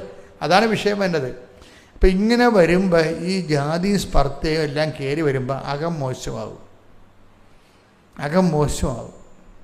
അപ്പം എപ്പോഴും നമ്മൾ ശ്രദ്ധിക്കേണ്ടത്. അതുകൊണ്ടാണ് ഈശോ പറയണത്, ഈശോ ഈ അകമോ എന്ന് പറഞ്ഞത് റിപ്പീറ്റ് ചെയ്യണത് മനുഷ്യരിൽ അവൻ വിശ്വസിച്ചില്ല എന്നുള്ളതാണ്. അകം മോശമാണെങ്കിൽ പിന്നെ നമ്മളെ ദൈവം വിശ്വസിക്കത്തില്ല. അകം മോശമാണെങ്കിൽ ദൈവം നമ്മളെ വിശ്വസിക്കത്തില്ല. അതാണ് 2:24 യോഹന്നാന്റെ സുവിശേഷം. യേശുവാകട്ടെ അവരെ വിശ്വസിച്ചില്ല. കാരണം അവൻ അവരെ എല്ലാം അറിഞ്ഞിരുന്നു. മനുഷ്യനെ പറ്റി ആരുടെയും സാക്ഷ്യം അവന് ആവശ്യമായിരുന്നില്ല. മനുഷ്യനിലുള്ളത് എന്താണെന്ന് അവൻ വ്യക്തമായി അറിഞ്ഞിരുന്നു. അപ്പൊ ഒന്നിട്ട് പറഞ്ഞു നോക്കണം, മനുഷ്യരെ കുറിച്ച് ആരുടെയും സാക്ഷ്യം അവന് ആവശ്യമായിരുന്നില്ല. കാരണം മനുഷ്യനിലുള്ളത് എന്താണെന്ന് അവൻ വ്യക്തമായി അറിഞ്ഞിരുന്നു. അപ്പൊ ശുപാർശ നടക്കത്തില്ലെന്നായി പറയണത്. അതല്ലേ പറയണത്. മനുഷ്യരെക്കുറിച്ച് ആരുടെയും സാക്ഷ്യം അവന് ആവശ്യമില്ല. എന്താ കാര്യം? ഇപ്പം നമ്മളിവനെ ശുപാർശ ചെയ്താലും ഇവൻ കയ്യിരിപ്പ് മോശമാണെങ്കിൽ വർക്കൗട്ട് ചെയ്യത്തില്ല. അത് നമ്മൾ വളരെ ശ്രദ്ധിക്കണം. അതായത് മനുഷ്യരെക്കുറിച്ച് ആരുടെയും സാക്ഷ്യം ആവശ്യമായിരുന്നില്ല. കാര്യം എന്താണ്? മനുഷ്യൻ്റെ ഉള്ളിലുള്ളത് എന്താണെന്ന് അവൻ അറിഞ്ഞിരുന്നു. അപ്പോൾ ഈ നമ്മുടെ ഉള്ള് ഉടമ്പടിയുടെ പ്രധാനപ്പെട്ട ഒരു ശ്രദ്ധാകേന്ദ്രമാണ്. നിങ്ങളത് എന്തെങ്കിലും മാർഗം ഉണ്ടെങ്കിൽ ഉള്ളിൽ കറക്റ്റ് ചെയ്യണം. എന്തെങ്കിലും മാർഗം ഉണ്ടെന്ന് വെച്ച് കഴിഞ്ഞാൽ ചില ആൾക്കാർ ദൈവം നേരിട്ടിറങ്ങി വന്നാൽ പോലും അവരുടെ പാപത്തിൽ നിന്ന് മാറത്തില്ല. അപ്പം അവരെക്കുറിച്ച് എനിക്ക് പറയാനൊന്നുമില്ല. പക്ഷേ നിങ്ങൾക്ക് എന്തെങ്കിലും മാർഗം രക്ഷപ്പെടാൻ എന്തെങ്കിലും ചാൻസ് ഉണ്ടെങ്കിൽ നിങ്ങളുടെ ഉള്ളിൽ കറക്റ്റ് ചെയ്യണം. കാര്യം ഉള്ളിൽ കറക്റ്റ് ചെയ്യണമെന്ന് പറയുമ്പോൾ ദൈവത്തിന് 1-ാം സ്ഥാനം വേണം. അവിടെ ദൈവത്തിന് 1-ാം സ്ഥാനം കൊടുത്തില്ലെങ്കിൽ ആ ഉള്ള വായി നോക്കികളെല്ലാം കയറി ആ 1-ാം സ്ഥാനത്ത് കയറി ഇരിക്കും. നിങ്ങളെ അറിയത്ത് പോലും ഇല്ല. അവിടെ നിങ്ങൾ പള്ളിയിൽ പോകാൻ പോലും ഒരു സമ്മതിക്കത്തിലില്ല. ഞാൻ എന്ത് പോണില്ല, നീ പോകണ്ടെന്ന്. ഇവർ പള്ളിയിൽ പോണത് എന്തിനാണ്? അവിടെ ലൈനടിക്കാൻ പോണതാണ് പള്ളിയുടെ അടുത്ത്. ഞാൻ ഒരു വാടക്കൽ നിന്ന് പറഞ്ഞൊരു ഇടവക ഇരിക്കുകയായിരുന്നു. അപ്പോൾ ഒരുത്തൻ ഓട്ടോറിക്ഷ ഇടിച്ച് മരിച്ചു. അപ്പം ഞാൻ ഇടവക വികാരിയായ കാരണം രാത്രി പോകും, മരിപ്പ് വീട്ടിൽ അടക്കത്തിൻ്റെ സമയത്തും പോകും. പിന്നെ അടക്കി കഴിഞ്ഞ് 2 ദിവസം പോകും. കാര്യം അടക്കി കഴിഞ്ഞാൽ നമ്മൾ പോകേണ്ടത്. കാര്യം ആ സമയത്താണ് ഈ നാട്ടുകാരും എല്ലാവരും പോയിട്ട് ഇവർ ഒറ്റയ്ക്ക്, മരിപ്പ് വീട്ടുകാർ ഒറ്റയ്ക്കിരുന്ന് തേങ്ങണ കാണാം.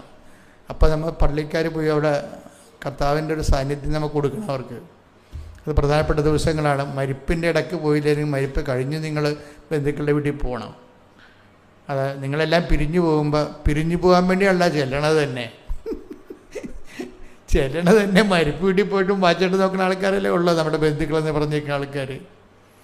എപ്പോൾ അടക്കാൻ പറ്റും, അച്ഛൻ മന്നില്ല എന്ന് പറഞ്ഞ് നിൽക്കണ കാണാം ആൾക്കാർ.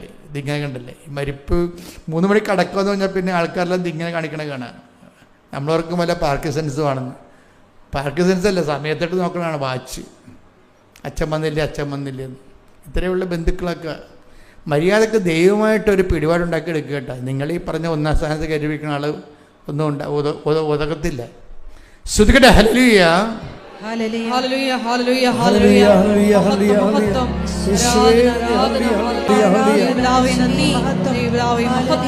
ഫിലിപ്പി 2:5 മുതലുള്ള തിരുവചനങ്ങൾ. യേശുക്രിസ്തുവിനുണ്ടായിരുന്ന ഈ മനോഭാവം നിങ്ങളിലും ഉണ്ടാകട്ടെ.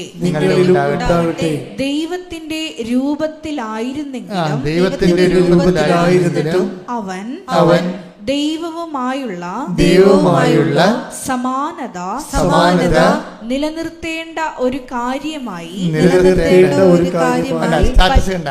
ദൈവമായുള്ള സ്റ്റാറ്റസ് നിലനിർത്തേണ്ട ഒരു കാര്യമായി അവൻ പരിഗണിച്ചില്ല. ഇപ്പം നിങ്ങൾ ഡോക്ടറാകാം, കളക്ടറാകാം, ആ സ്റ്റാറ്റസ് ഡീപ്രമോട്ട് ചെയ്യാതെ നിങ്ങൾക്ക് പ്രൊമോഷൻ കിട്ടത്തില്ല. എന്താ കാര്യം? സ്റ്റാറ്റസാണ് നിങ്ങളുടെ ദൈവം. ഇതിൻ്റെ വിഷയം തന്നെ വിഷയമാണ്. നമ്മൾ നോക്കുമ്പോൾ ഇതൊന്ന് വെടിപ്പായിട്ട് നോക്കിക്കഴിഞ്ഞാൽ മനസ്സിലാകും. ഞാനല്ലാതെ മറ്റൊരു ദൈവം നിനക്കുണ്ടാവരുതെന്ന്. നിൻ്റെ കർത്താവ് ദൈവം ഞാനാകുന്നു, ഞാനല്ലാതെ മറ്റൊരു ദൈവം, അതർ ഗോഡെന്ന് പറയുന്ന ആൾ ഈ സ്റ്റാറ്റസാണ്. ഐഡൻറ്റിഫൈ ചെയ്യാൻ പഠിക്കണം. ഇത് അതർ ഗോഡെന്ന് പറഞ്ഞൊരു ഓപ്ഷൻ വന്നില്ലേ ബൈബിളിൽ? ഞാനല്ലാതെ മറ്റൊരു ദൈവം, അങ്ങനെ പറയേണ്ട കാര്യമില്ലല്ലോ, മറ്റൊരു ദൈവം ഇല്ലല്ലോ.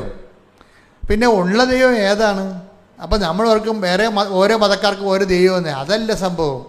മറ്റൊരു ദൈവം എന്ന് വെച്ചാൽ നമ്മൾ തന്നെ, നമ്മുടെ സ്റ്റാറ്റസ് തന്നെ, ഞാൻ കുറഞ്ഞ പുള്ളിയല്ല, ഞാൻ സ്ഥലത്തെ പ്രധാന ദിവ്യനാണെന്നൊക്കെ പറഞ്ഞുകൊണ്ട് നമ്മളിങ്ങനെ വീടിൻ്റെ നില കൂട്ടിക്കൊണ്ടിരിക്കണില്ലേ? അതൊരു ദൈവം കളിയാണേ. വീടിൻ്റെ 2 പേരേ ഉള്ളൂ വീട്ടിൽ. 2 പേരും കാണത്തില്ല. മക്കളെല്ലാം ആസ്ട്രേലിയയിലും അമേരിക്കയിലൊക്കെയാണ്. ഇവിടെ അപ്പാപ്പനും അമ്മാമ്മയും മാത്രമേ ഉള്ളെങ്കിലും ഒരു 16 മുടി വെച്ചിടും. ഈ വെക്കുമ്പോൾ തന്നെ അവർക്കറിയാം അവരാരും ഇവിടെ വരാൻ പോണില്ല, ഇതൊക്കെ വിൽക്കാൻ വേണ്ടി ഇട്ടിരിക്കുകയാണ്, ഇത് കണ്ടവൻ കൊണ്ട് തിന്നുമെന്നുള്ളതെല്ലാം എല്ലാവർക്കും അറിയാം. എന്നാലും മുറിക്ക് എണ്ണം കുറക്കത്തില്ല. എന്താണ്? ഞാനാണ് ദൈവം. അതാണ് വിഷയം. അത് സംഭവത്തിലേ ഉള്ളൂ, വേറെ കുഴപ്പമൊന്നുമില്ല.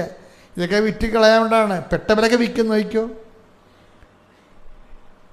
ദൈവത്തെ അംഗീകരിക്കേണ്ടത് പോരായ്മയെ കരുതിയാൽ സ്വന്തം ദൈവമായിട്ട് ഉയർത്തിക്കഴിഞ്ഞാൽ അധമ വികാരങ്ങൾ കേൾപ്പിക്കപ്പെടും. റോമർ 1:29. അതാണ് വിഷയം. ഈ നമ്മുടെ ഒരു പ്രലോഭനം എന്ന് പറയുന്നത് ഞാനാണ് ദൈവം എന്നുള്ള ഒരു കോൺസെപ്റ്റിലാണ് ഈ പ്രലോഭനം എല്ലാം കൂടി ഇങ്ങനെ കാക്കയെപ്പോലെ ആർത്തിരമ്പണത് ഇവിടെയാണ്. അപ്പോൾ ഇത് എപ്പോഴും നമ്മൾ ശ്രദ്ധിക്കണം. എന്നെ ദൈവമാക്കുന്ന കുറേ സംഭവങ്ങളൊന്ന് ഇപ്പോൾ ഇവർ തന്നെ നോക്കുമ്പോൾ എന്താണ്, ഇവരുടെ പ്രൊഫഷനിൽ ഇവർ ഓക്കെയാണ്, എക്സ്പീരിയൻസ് ഓക്കെയാണ്, പ്രൊവിഷൻസി ഓക്കെയാണ്.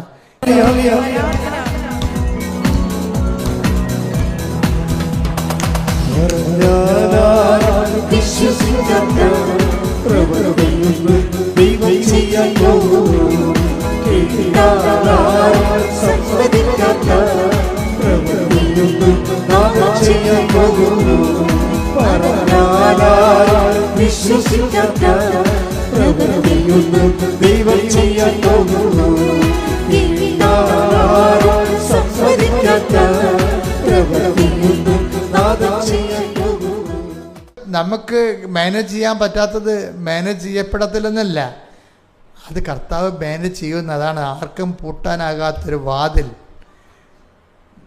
അതായത് നിങ്ങളുടെ നിയമങ്ങൾക്കോ നാട്ടിലെ നിയമങ്ങൾക്കോ നിങ്ങളുടെ ശത്രുക്കൾക്കോ നിങ്ങൾക്ക് പാരയെ സൂചി വെക്കുന്നവർക്കോ ആർക്കും പൂട്ടാനാവാത്തൊരു വാതിൽ ഞാൻ നിൻ്റെ മുമ്പിൽ സ്ഥാപിക്കുന്നു. അടുത്ത വചനം എന്താണ്? നിന്റെ ശക്തി പരിമിതമാണ്. നിന്റെ ശക്തി പരിമിതമാണ്. I know it. എങ്കിലും നീ എന്റെ വചനം കാത്തു. അതാണ് പറഞ്ഞത്. അപ്പം നിന്റെ മെരിറ്റ് ചില സമയത്ത് പരിമിതമാകാം. പിന്നെ എന്താണ് ആ വാക്കിന് പ്രാധാന്യം എന്താണെന്നറിയാവോ? എങ്കിലും. പറഞ്ഞേ. എങ്കിലും. ഇത് ഏത് വചനമാ? വെളിപാട് 3:8. അതിനകത്തുള്ള വാക്യതാണ് പ്രധാനപ്പെട്ടത്. എങ്കിലും അതാണ് ഇപ്പം ഈ ഡോക്ടറിനെ ജോത്സനെ ബിബിനെ മുമ്പിൽ വന്നിട്ട് അവരുടെ കൂട്ടുകാർ ഡോക്ടർ പറയുകയാണ് വെളിവ് പോയി അറിയില്ലേ പോയിരിക്കുകയാണെന്ന് ചോദിക്കുകയാണ്. നമ്മൾ സയൻസ് മേഖലയിൽ പ്രവർത്തിക്കുന്നവരല്ലേ, നിങ്ങൾക്ക് വിദ്യാഭ്യാസമുണ്ട്, വിവരമില്ലേ, ഇങ്ങനെയൊക്കെ വലുതൊക്കെ വിവരമില്ലാത്ത ആൾക്കാരാണ് ഈ റോഡിൽ നിന്നുകൊണ്ട് ഇതൊക്കെ കൊടുക്കുന്നത്, മതത്തിൻ്റെ പുറകെ പോകണതെന്നൊക്കെ പറഞ്ഞുകൊണ്ട് യുക്തിവാദികളായ ഡോക്ടർ ഇവരെ കുത്തി സംസാരിക്കും. അപ്പോഴും അവരതിന് മാറത്തില്ല. എങ്കിലും അതാ പറഞ്ഞു കേട്ടില്ലേ, ഇത് നമുക്ക് വേണ്ടതാണ്. ഇങ്ങനെ ആൾക്കാർ പറയണം, പറഞ്ഞിട്ട് നമ്മൾ നിലനിൽക്കണം. നമുക്ക് ചുറ്റുമുള്ള ആൾക്കാരെല്ലാം ഇതുപോലെ ദൈവത്തിൻ്റെ വഴികളിൽ നിന്ന് പിന്തിരിഞ്ഞ് പോകണം. നമ്മുടെ വീട്ടുകാർ വിശ്വാസം ചിലപ്പോൾ സമയത്ത് നമ്മളെ കുത്തിപ്പറയും, വിശ്വാസത്തിനെ തള്ളിപ്പറയും. ഇതെല്ലാം കൊള്ളാം, അധികമായാൽ അമൃതം വിഷമാണെന്ന് പറയും. എല്ലാ ദിവസവും പ്രാർത്ഥിക്കാൻ പള്ളിയിൽ പോകണേ അമ്മമാർ പറയും. ഇപ്പം തന്നെ ബിബിനോട് ജോത്സനൊക്കെ ഒരു പരിപാടിയുണ്ട്, രാത്രി ഇരുന്നുകൊണ്ട് സാക്ഷ്യം കേൾക്കും. അപ്പം നിങ്ങൾക്കറിയാമല്ലോ, വൈഫ് രാത്രി ഇരുന്നുകൊണ്ട് ഈ സാക്ഷ്യം കേൾക്കുമ്പോൾ ഹസ്ബൻഡിന് സങ്കടം വരും. അപ്പോൾ ജോത്സനായി രാത്രി എങ്ങനെ ഇത് കേൾക്കാൻ പാടില്ലാതിരിക്കുകയല്ലേ എന്ന് ചോദിക്കും. ആരാണ്? അപ്പം വൈഫ് രാത്രി ഇരുന്നുകൊണ്ട് കൃപാസനം സാക്ഷ്യം കേൾക്കുകയാണ്. അപ്പോൾ ജോത്സനോട് ബിബിൻ ചോദിക്കും, എൻ്റെ ജോത്സനെ രാത്രിയെങ്കിലും നീ ഇതൊന്ന് ഓഫ് ചെയ്ത് വെക്കാൻ പാടില്ലേ സാക്ഷ്യം എന്ന് ബിബിൻ ചോദിക്കും. അപ്പോൾ എന്താ വെച്ചാൽ ഇവർക്ക് ഇതിൻ്റെ അഭിഷേകം കിട്ടിയിരിക്കുകയാണ്, ഇവരിതിൽ നിന്നാണ് സർവേ ചെയ്ത് വരണത്.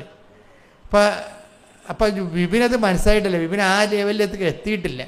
പക്ഷെ ബിബിനെ സംബന്ധിച്ചിടത്തോളം ഇവർ പത്രം കൊടുക്കാൻ തുടങ്ങിക്കഴിഞ്ഞപ്പോൾ ഇവർ ഹോസ്പിറ്റലിൽ വിളിച്ച്, ഒരു ഹോസ്പിറ്റൽ, അവിടുത്തെ ഏറ്റവും ഹയസ്റ്റ് ഹോസ്പിറ്റൽ വിളിച്ചപ്പോൾ ഇവർ ഈ കുഞ്ഞുങ്ങളുടെ ഇതിന് അവർക്ക് ജോലി കിട്ടി, പക്ഷേ ഇയാൾക്ക് ജോലി കിട്ടിയിട്ടില്ല, വിപിന് ജോലി കിട്ടിയിട്ടില്ല. ഈ വിപിനെ വിളിച്ചപ്പോൾ എന്താ പ്രശ്നത്തിന് ഹയസ്റ്റ് സൂപ്പർ സ്പെഷ്യാലിറ്റിയാണ് വിളിച്ചിരിക്കുന്നത്. അപ്പോൾ ഇയാൾ കുഞ്ഞുങ്ങളുടെ തന്നെ പൾമണോളജിസ്റ്റുകൾ ICU ഇൻറ്റൻസീവ് കെയറിലുള്ള ആളാണ്, അതിൻ്റെ ടെക്നീഷ്യനാണ്. അപ്പോൾ അതിൻ്റെ അകത്ത് പ്രശ്നം വെച്ച് കഴിഞ്ഞാൽ അവർ ഈ നമ്മളെപ്പോലെ ഇങ്ങനെ റെക്കമെൻഡ് ചെയ്തോ അല്ലെങ്കിൽ ഒരു ഇൻ്റർവ്യൂ നടത്തിയല്ല അവർ ആളെ എടുക്കുന്നത്, ഒരു പാനലാണ്. അത് പ്രൈവറ്റിൽ അങ്ങനെ ഇല്ല. ഇവിടെയൊക്കെ പ്രൈവറ്റുകാർക്ക് ഇൻ്റർവ്യൂ ചെയ്ത് അവരുടെ ഹോസ്പിറ്റലിലൊക്കെ ആളെ എടുക്കാൻ പറ്റും. മലേഷ്യയിൽ പറ്റത്തില്ല. മലേഷ്യയിൽ ഇതുപോലെ ICU ഇൻറ്റൻസീവ് കെയറിലേക്ക് പോകുന്ന ഹൈ ടെക്നീഷ്യനൊക്കെ എടുക്കണമെങ്കിൽ സ്റ്റേറ്റ് ഗവൺമെൻറ് പാനലുണ്ട്, അത് സയൻറ്റിസ്റ്റുകളായിരിക്കും മിക്കവാറും. ആ മേഖലയിൽ ഭയങ്കര എക്സ്പീരിയൻസ് ഉള്ള ആ പാനലിൻ്റെ 5 ചോദ്യങ്ങളുണ്ട്. 5 ചോദ്യങ്ങൾക്ക് ബിബിൻ മറുപടി പറയണം. അപ്പോൾ ഭയങ്കര പാടാണ്. അപ്പോൾ ബിബിനോട് ജോത്സന പറയും, നിങ്ങൾ ചെല്ലുമ്പോൾ തന്നെ ഇത്തിരി ഉപ്പ് അവരുടെ കോലായിലിടാം, മലേഷ്യയിൽ അവിടെ കുറച്ച് ഉപ്പ് ഇടണം, ഒരു വിശ്വപ്രമാണം ചെല്ലണം, കുറച്ച് ഉപ്പ് പോക്കറ്റ് ഇടണം. അപ്പോൾ പറയാം, ജോത്സന ഞാൻ അവിടെ കൊണ്ട് ഇടാം, പക്ഷേ എൻ്റെ പോക്കറ്റ് ഇടേണ്ട കാര്യമുണ്ട്. എന്നുവെച്ചാൽ ഇത് ആപ്ലിക്കേഷൻസാണ്. ഈ ഇവർ ഡോക്ടേഴ്സായത് സയൻറ്റിഫിക് പ്രൊഫൈലായ കാരണം ഇവർക്ക് കാര്യങ്ങളറിയാം, റീസണബിളായിട്ട് കാര്യങ്ങളറിയാം. പക്ഷേ ആപ്ലിക്കേറ്റ് ചെയ്യുമ്പോൾ ഒരു ചെറിയ ചളിപ്പുണ്ട് അവർക്ക്. എന്നാലും ജോസഫ് അതവിടെ കിടക്കട്ടെ, ആവശ്യം ഉണ്ടാവും. എന്താ പ്രശ്നം വെച്ച് കഴിഞ്ഞാൽ ഉപ്പിൻ്റെയൊക്കെ പ്രോബ്ലം എന്ന് പറയണത്, ഉപ്പെന്ന് പറഞ്ഞാൽ നിങ്ങളൊക്കെ ഇത് നിങ്ങൾ പറയണ ഉപ്പല്ല ഇത്. നിങ്ങൾ ഇവിടുന്ന് നിങ്ങളത് ആപ്ലിക്കേറ്റ് ചെയ്യുമ്പോൾ not by merit but by ഗ്രേസിലാണ് ഈ സംഭവം. നമുക്ക് മെറിറ്റ് പോകത്തില്ലേ. നമ്മുടെ ഓപ്ഷൻ എന്താ? എമർജൻസി. ഇപ്പോൾ ലൈറ്റ് പോയി കഴിഞ്ഞാൽ എമർജൻസി അല്ലേ ഓപ്ഷൻ ഇല്ലേ? അപ്പോൾ മെറിറ്റ് പോയി കഴിഞ്ഞാൽ ഉടനെ ഗ്രേസാണ് ഓപ്ഷൻ. ഗ്രേസിന് നമ്മൾ എന്ത് ചെയ്യണം? നമ്മൾ കൈയും കാലും പൊക്കിയിട്ട് നമ്മൾ നമ്മൾ കൈ പൊക്കിയിട്ട് പട്ടാളക്കാർ യുദ്ധം തോക്കുമ്പോൾ എന്താ പറയണത്? കൈ പൊക്കും അല്ലേ? യുദ്ധം പൊക്കിയിട്ട് തോക്ക് താഴെ വെച്ചിട്ട് കൈ പൊക്കും. അതുപോലെയുള്ള പരിപാടിയാണ് ഉപ്പിടൽ. എന്ന് വെച്ചാൽ എൻ്റെ മെറിറ്റ് തീർന്ന് ഇനി നീ മാത്രമേ എനിക്കുള്ളൂ. കർത്താവിന്റെ സന്നിധിയിൽ നിനക്കും സന്തതികൾക്കും ഇത് എന്നേക്കും നിലനിൽക്കുന്ന അലംഘനീയമായ ഉടമ്പടിയായിരിക്കും. ഇതിന് കവനന്റ് ഓഫ് ദി സാൾട്ട് എന്നാ പറയണത്, ഉപ്പിൻ്റെ ഉടമ്പടിയാണ്. ഉടമ്പടിയെന്ന് നമുക്ക് നിങ്ങളിപ്പോൾ പല സ്ഥലങ്ങളിലൊക്കെ ധ്യാനകേന്ദ്രങ്ങളൊക്കെ ഉപ്പൊക്കെ വെച്ചിട്ട് കൊടുക്കും. അതല്ല കൃപാസന ഉടമ്പടി ഉപ്പ തരണത്. ഉടമ്പടി ഉപ്പ് എന്ന് പറയുന്നത് ഈ സംഖ്യ 18 വായിച്ച് നീരാജനം ചെയ്ത നീരാജനം എന്ന് വെച്ച് കഴിഞ്ഞാൽ ലവണലിപ്തമായ ഉപ്പ് തളിച്ചതെന്ന് എൻ്റെ അർത്ഥം. നെഞ്ചും വലത്തെ കാൽക്കുറകും പോലെ. അതായത് ബലിവസ്തുവിനെ കുറിച്ച് പറയണ, ആടിനെ കുറിച്ച്, ബലിയർപ്പിക്കപ്പെട്ട ആടിനെ നെഞ്ചും, ആടിന്റെ നെഞ്ചും ഉപ്പ് തളിക്കും. പിന്നെന്താണ്? വലത്തെ കാൽക്കുറകും പോലെ. വലത്തെ കാലത്തുടെയും ഉപ്പ് തളിക്കും. പറ. അവയുടെ മാംസം നിനക്ക് അവകാശപ്പെട്ടതാണ്. ആർക്കാണ്? ലേവിയർക്ക്, പുരോഹിതന്മാർക്ക്. പറ. ഇസ്രായേൽ ജനം കർത്താവിന് നീരാജനമായി ഉപ്പ് തളിച്ചതായിട്ട് സമർപ്പിക്കുന്ന വിശുദ്ധ കാഴ്ചകളെല്ലാം നിനക്കും പുത്രന്മാർക്കും പുത്രിമാർക്കും ശാശ്വത അവകാശമായി ഞാൻ നൽകുന്നു. കർത്താവിന്റെ സന്നിധിയിൽ നിനക്കും സന്തതികൾക്കും ഇത് എന്നേക്കും നിലനിൽക്കുന്ന അലംഘനീയമായ ഉടമ്പടിയായിരിക്കും. അതെന്താ പ്രശ്നം വെച്ച് കഴിഞ്ഞാൽ, ലേവ്യ പുരോഹിതന്മാർക്ക് ഇപ്പൊ ഇസ്രായേലിന്റെ 12 ഗോത്രങ്ങളില്ലേ, ഇപ്പൊ മോശ ഇവര് വാഗ്ദാന നാട്ടിലെത്തിയപ്പോൾ എല്ലാവർക്കും വാഗ്ദാന നാടിൻ്റെ 12 ഭാഗങ്ങളെ 11 ഭാഗങ്ങളെയും ഭാഗിച്ച് യൂദയ ഒരാൾക്ക്, സമറിയ ഒരാൾക്ക്, ഇങ്ങനെ ഭാഗിച്ച് കൊടുത്തു. അതാണ് ഇയാളെ വിടാത്തതിൻ്റെ കാര്യമേ. ഈ നെഥന്യാഹു ഈ യുദ്ധം നടക്കണില്ലേ, നെഥന്യാഹു ചൊട്ടക്ക് വിടാത്തതിൻ്റെ കാര്യം അയാൾക്ക് ആ ഇസ്രായേൽ ഗോത്രത്തിന് ലഭിച്ചിട്ടുള്ള സ്ഥലങ്ങളെക്കുറിച്ച് നല്ല ഐഡിയ ഉണ്ട്. അയാൾ സിറിയയിൽ പോയി നിൽക്കണ എന്താ ഇപ്പം പോയി സിറിയയിൽ നിൽക്കണില്ലേ? സിറിയയിൽ ഇസ്രായേൽ പള്ളാൻ കയറിയിട്ട് അത് ഇതുപോലെ ഇസ്രായേൽ ഗോത്രത്തിൻ്റെ ഒരു ഓഹരിയായിരുന്നു പണ്ടത്തെ. അവരെ തല്ലി ഓടിച്ചു, റോമക്കാർ തല്ലി ഓടിച്ചപ്പോൾ ഇവർ കയറി, അറബികൾ അവിടെ കയറി ഇൻവൈറ്റ് ചെയ്തിട്ട് പിന്നീട് ഇവനോട് കാലത്ത് 1948 ഇവർക്ക് ചെറിയൊരു പോർഷൻ അവർ വില കൊടുത്ത് വാങ്ങിച്ചതാണ് അവിടെ. പക്ഷേ അവിടെ മനസ്സിലിരിക്കുന്നത് ദാവീദിൻ്റെ കാലത്തുണ്ടായിരുന്ന അവരുടെ പോർഷനാണ് അവിടെ മനസ്സിൽ. അതാണ് ഗ്രേറ്റർ ഇസ്രായേൽ എന്ന് പറയണത്. ഇന്നത്തെ കാലത്ത് ഇത് മൊത്തം വില പോകുമെന്ന് നമുക്കറിയത്തില്ല. രക്തരൂക്ഷിതമായ ഒരു സബ്ജക്റ്റാണത്. ഹല്ലേലൂയ ഹല്ലേലൂയ ഹല്ലേലൂയ ഹല്ലേലൂയ മഹത്വം മഹത്വം ആരാധന ആരാധന ഹല്ലേലൂയ ഹല്ലേലൂയ മഹത്വം മഹത്വം ആരാധന ആരാധന hallelujah hallelujah hallelujah hallelujah hallelujah യേശുവേ ആരാധന പിതാവേ നന്ദി പിതാവേ മഹത്വം പിതാവേ ആരാധന ഹല്ലേലൂയ ഹല്ലേലൂയ. രോഗസൗഖ്യ പ്രാർത്ഥനയ്ക്ക് പോവുകയാണ് എൻ്റെ മക്കളെ. വളരെ നല്ലൊരു സമയമാണിത്. കർത്താവ് പ്രസാദിച്ച് നിൽക്കുന്ന സമയമാണ്. നിങ്ങളെ വചനം കേട്ട് വിശ്വാസം കൂടി നിൽക്കുന്ന സമയമാണ്. അതുകൊണ്ട് രോഗത്തിന് ഈ സമയത്ത് സുഖപ്പെട്ട ഒത്തിരി സാക്ഷ്യങ്ങൾ നമ്മൾ കേട്ടിട്ടുണ്ട്. അതുകൊണ്ട് രോഗമുള്ളത് ബ്ലീഡിങ് ആയാലും ശരി, ശ്വാസകോശ രോഗങ്ങളായാലും ശരി, സ്പോണ്ടിലോസിസ് രോഗങ്ങളായാലും ശരി, തൈറോയ്ഡ് രോഗങ്ങളായാലും പിസ്റ്റുല ആയാലും PCOD ആയാലും എല്ലാം അതാ സ്ഥലങ്ങളിൽ അബ്ഡോമൻ രോഗങ്ങൾക്കെല്ലാം അടിവയിലാണ് കൈവെക്കേണ്ടത്. ശിരസ് സംബന്ധമായ രോഗങ്ങൾക്ക് ശിരസ് കൈവെക്കണം. അച്ഛൻ ഇങ്ങനെ പ്രാർത്ഥിച്ചുകൊണ്ടേയിരിക്കും. കർത്താവ് നിങ്ങളെ അൾത്താരിൽ അനുഗ്രഹിച്ചുകൊണ്ടേയിരിക്കും. മാതാവ് നമുക്ക് വേണ്ടി മധ്യസ്ഥ പ്രാർത്ഥന നടത്തിക്കൊണ്ടേയിരിക്കും. അപ്പോൾ വളരെ ഹാപ്പി ആകണം. ഒന്ന് ശ്രുതിക്കട്ടെ. ഹല്ലേലൂയ ഹല്ലേലൂയ ഹല്ലേലൂയ ഹല്ലേലൂയ മഹത്വം മഹത്വം ആരാധന ആരാധന hallelujah hallelujah hallelujah hallelujah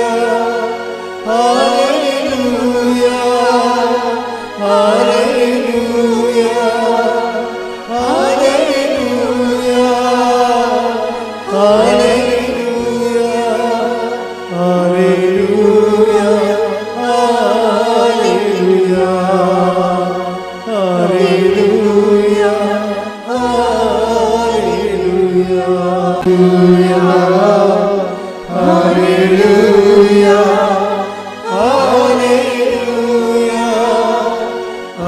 hallelujah hallelujah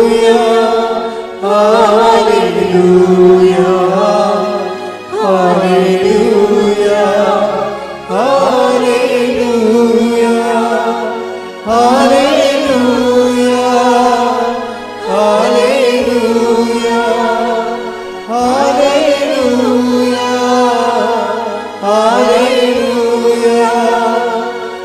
Hallelujah, hallelujah.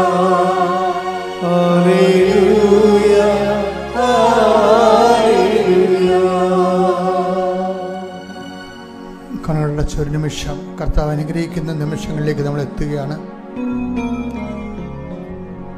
യേശാവ് ഇസഹാക്ക് യേശാവിനെ യാക്കോബിനെ കെട്ടിപ്പിടിക്കുമ്പോൾ പറയുന്ന സ്ഥലം, അവസാന ആശീർവാദത്തിനായി ഇസഹാക്ക് യാക്കോബിനെ കെട്ടിപ്പിടിക്കും. അപ്പോൾ അവൻ്റെ മേലങ്കിയുടെ സുഗന്ധം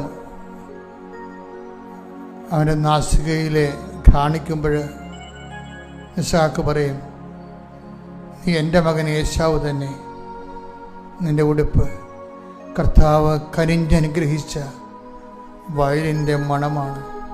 ദൈവത്തിലെ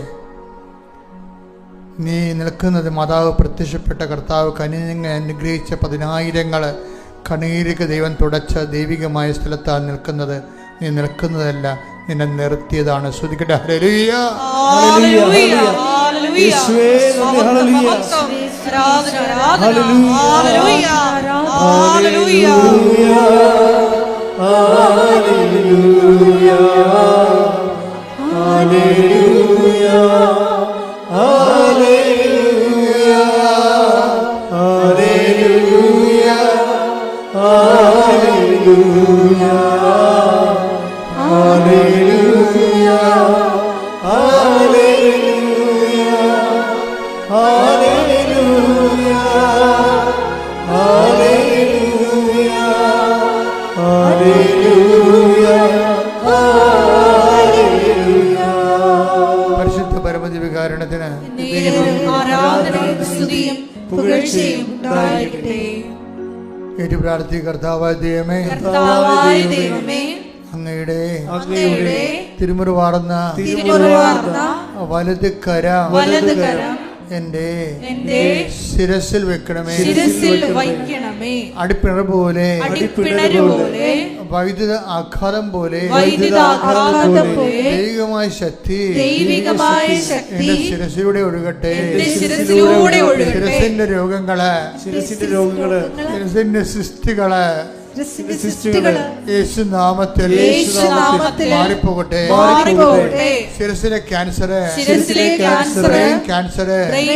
കർത്താവിന്റെ നാമത്തിൽ, കർത്താവിന്റെ മധ്യസ്ഥതയിലെ യേശുനാമത്തിൽ മാറിപ്പോകട്ടെ. കർത്താവേ, എന്റെ തൊണ്ടകളെ അങ്ങേക്ക് സമർപ്പിക്കുന്നു. അങ്ങയുടെ തിരുമുറിവാർന്ന ആണിപ്രതാടുന്ന അത്ഭുതകർത്ത തൊണ്ടകളെ സ്പർശിക്കണമേ. സ്പോണ്ടിലോസിസ് രോഗങ്ങള്, തൈറോയ്ഡ് രോഗങ്ങള്, ടോൺസിൽ രോഗങ്ങള്, തൊണ്ട വീക്കങ്ങള് യേശുനാമത്തിൽ മാറിപ്പോകട്ടെ. എന്റെ കർത്താവേ, നിന്റെ തിരുമുറിവാർന്ന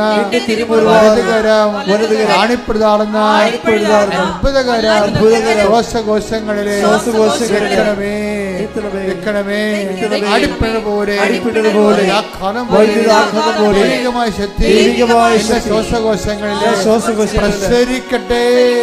വലിവ് രോഗങ്ങള്, ഹൃദയ രോഗങ്ങള്, വാൽവ് രോഗങ്ങള്, ബ്ലോക്ക് രോഗങ്ങള് യേശുവിന്റെ നാമത്തിൽ, കരൾ രോഗങ്ങള്, പ്ലീക്ക രോഗങ്ങള്, പാൻക്രിയാസ് രോഗങ്ങള് ഈശോയുടെ നാമത്തില് മാറിപ്പോകട്ടെ, മാറിപ്പോകട്ടെ.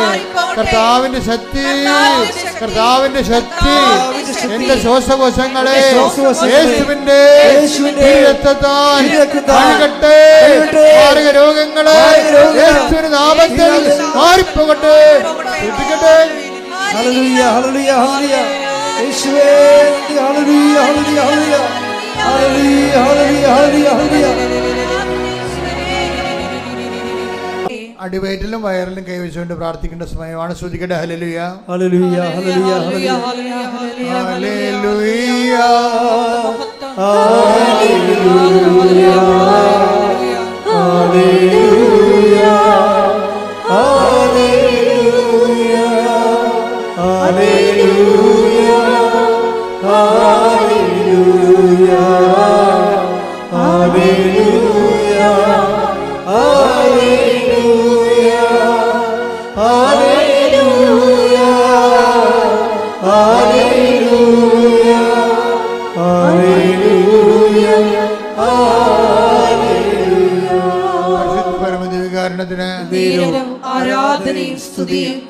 വീഴ്ചയും കർത്താവായ ദൈവമേ, കർത്താവായ ദൈവമേ, കുടൽ രോഗികള്, കുടൽ രോഗികള്, അൾസർ രോഗികള്, അൾസർ രോഗികള്, അർശസ് രോഗികള്, അർശസ് രോഗികള്, അതുപോലെ തന്നെ നടുവേദനയുള്ളവര്, നടുവേദനയുള്ളവര്, ഹിപ്പിന് വേദനയുള്ളവര്, യേശുവിന്റെ നാമത്തിൽ സൗഖ്യം പ്രാപിക്കട്ടെ, സൗഖ്യം പ്രാപിക്കട്ടെ. ഉദരരോഗങ്ങള്, ഉദരരോഗങ്ങള്, രഹസ്യ രോഗങ്ങള്, രഹസ്യരോഗങ്ങള്, യേശുവിന്റെ നാമത്തിൽ യേശുവിന്റെ അടിപ്പിണ പോലെ, ആഘാതം പോലെ ദൈവികമായ ശക്തി ഇടിച്ചിറങ്ങട്ടെ.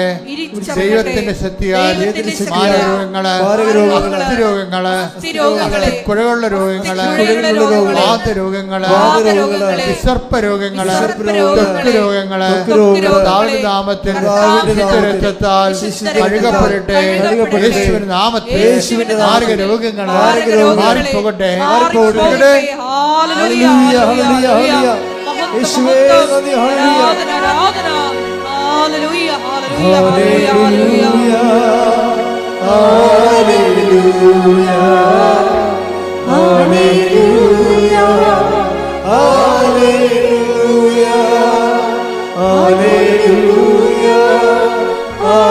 Hallelujah, hallelujah, hallelujah, hallelujah, hallelujah, hallelujah,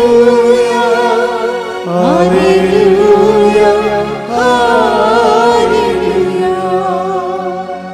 എൻ്റെ പ്രിയപ്പെട്ടവരെ, വളരെ ശ്രദ്ധയോടെ നിൽക്കേണ്ട സമയമാണ്. ജീവിതത്തിൻ്റെ വ്യത്യസ്തങ്ങളായ മണ്ഡലങ്ങളിലെ വിഷമസന്ധിയിലാകപ്പെട്ടവർക്ക് വേണ്ടി പ്രാർത്ഥിക്കുന്ന സമയമാണിത്. ജോലിയില്ലാത്തവർ, ഉള്ള ജോലി നഷ്ടപ്പെടാൻ പോകുന്നവർ,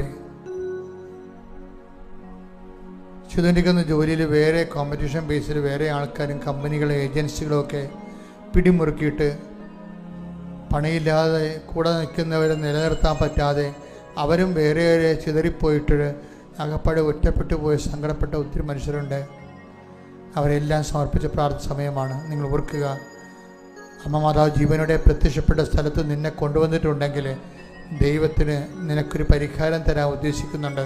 നീ ശ്രദ്ധിച്ച് ഉടമ്പടി ജീവിക്കാൻ നോക്കുക. കർത്താവ് അങ്ങനെ മക്കൾക്ക് വേണ്ടി പ്രാർത്ഥിക്കുന്നു. വിദ്യാഭ്യാസത്തിൻ്റെ പ്രക്രിയയിലിരിക്കുന്നവർക്ക് വേണ്ടി പ്രാർത്ഥിക്കുന്നു. പരീക്ഷയിൽ കൂടെ തോറ്റുപോയിട്ട് ഇത് തന്നെയാണോ ഞാൻ പഠിക്കേണ്ടിയിരുന്നത് എന്ന് ചിന്തിച്ചിട്ട് ഇനി എനിക്ക് പിന്നോട്ട് നടക്കാൻ പറ്റത്തില്ലല്ലോ എന്ന് വഴിമുട്ടി നിൽക്കുന്ന മക്കൾ, പുതിയ വഴി അവർക്ക് തെളിച്ചു കൊടുക്കുന്ന സമയമാണ്. മാതാവ് നിങ്ങൾക്ക് വേണ്ടി മധ്യസ്ഥം വഹിക്കുന്ന സമയമാണ്. അതുപോലെ തന്നെ അത് വീട്ടിലെ പ്രയാസങ്ങളുണ്ട്. പലതരത്തിലുള്ള ഓരോ വ്യക്തികൾക്കും ഓരോ പ്രയാസങ്ങളുണ്ട്. വീട് മൊത്തം പ്രശ്നമാണ്. വീട്ടിലോട്ട് ചെല്ലാൻ പറ്റുന്നില്ല, കയറാൻ പറ്റുന്നില്ല, വല്ലയിടവും പോയി ഒളിച്ചു പോയാലാൻ തോന്നിപ്പോകുന്ന രീതിയിൽ സമാധാനം നഷ്ടപ്പെട്ട കുടുംബങ്ങൾ, കർത്താവെ അവരെ സമർപ്പിച്ച് പ്രാർത്ഥിക്കുകയാണ്. കർത്താവെ, ചെറിയ കടകളുണ്ട്, ജീവിത മാർഗങ്ങളുണ്ട്, അത് അടഞ്ഞു വരുന്ന ലക്ഷണമാണ്. കടക്കാരെല്ലാം വാങ്ങിച്ചുകൊണ്ട് പോയിട്ട് ഒന്നും തിരിച്ചു കിട്ടാത്ത അവസ്ഥയാണ്. ചോദിക്കുമ്പോൾ പരിഭവമാണ്. ഇനി ഞാൻ എന്തെടുത്തിട്ട് എൻ്റെ കുഞ്ഞുങ്ങളെ പോറ്റുവെന്നറിയാതെ വേദനിക്കുന്ന മക്കളുടെ മേൽ കർത്താവിൻ്റെ ചൈതന്യം പ്രസ്തരിക്കട്ടെ പ്രാർത്ഥിക്കുന്നു. വിവാഹം ഒത്തുവരാത്തവര്, മക്കളില്ലാത്തവര്, വീടിൻ്റെ വഴിയില്ലാത്തവര്, വീട് വെക്കാൻ നിവൃത്തിയില്ലാത്തവര്, പാക ഉടമ്പടി നടക്കാത്തവര്, എല്ലാവരുടെ മേലും കർത്താവിൻ്റെ ചൈതന്യം പ്രസ്തരിക്കട്ടെ. ശ്രുതികട്ടെ.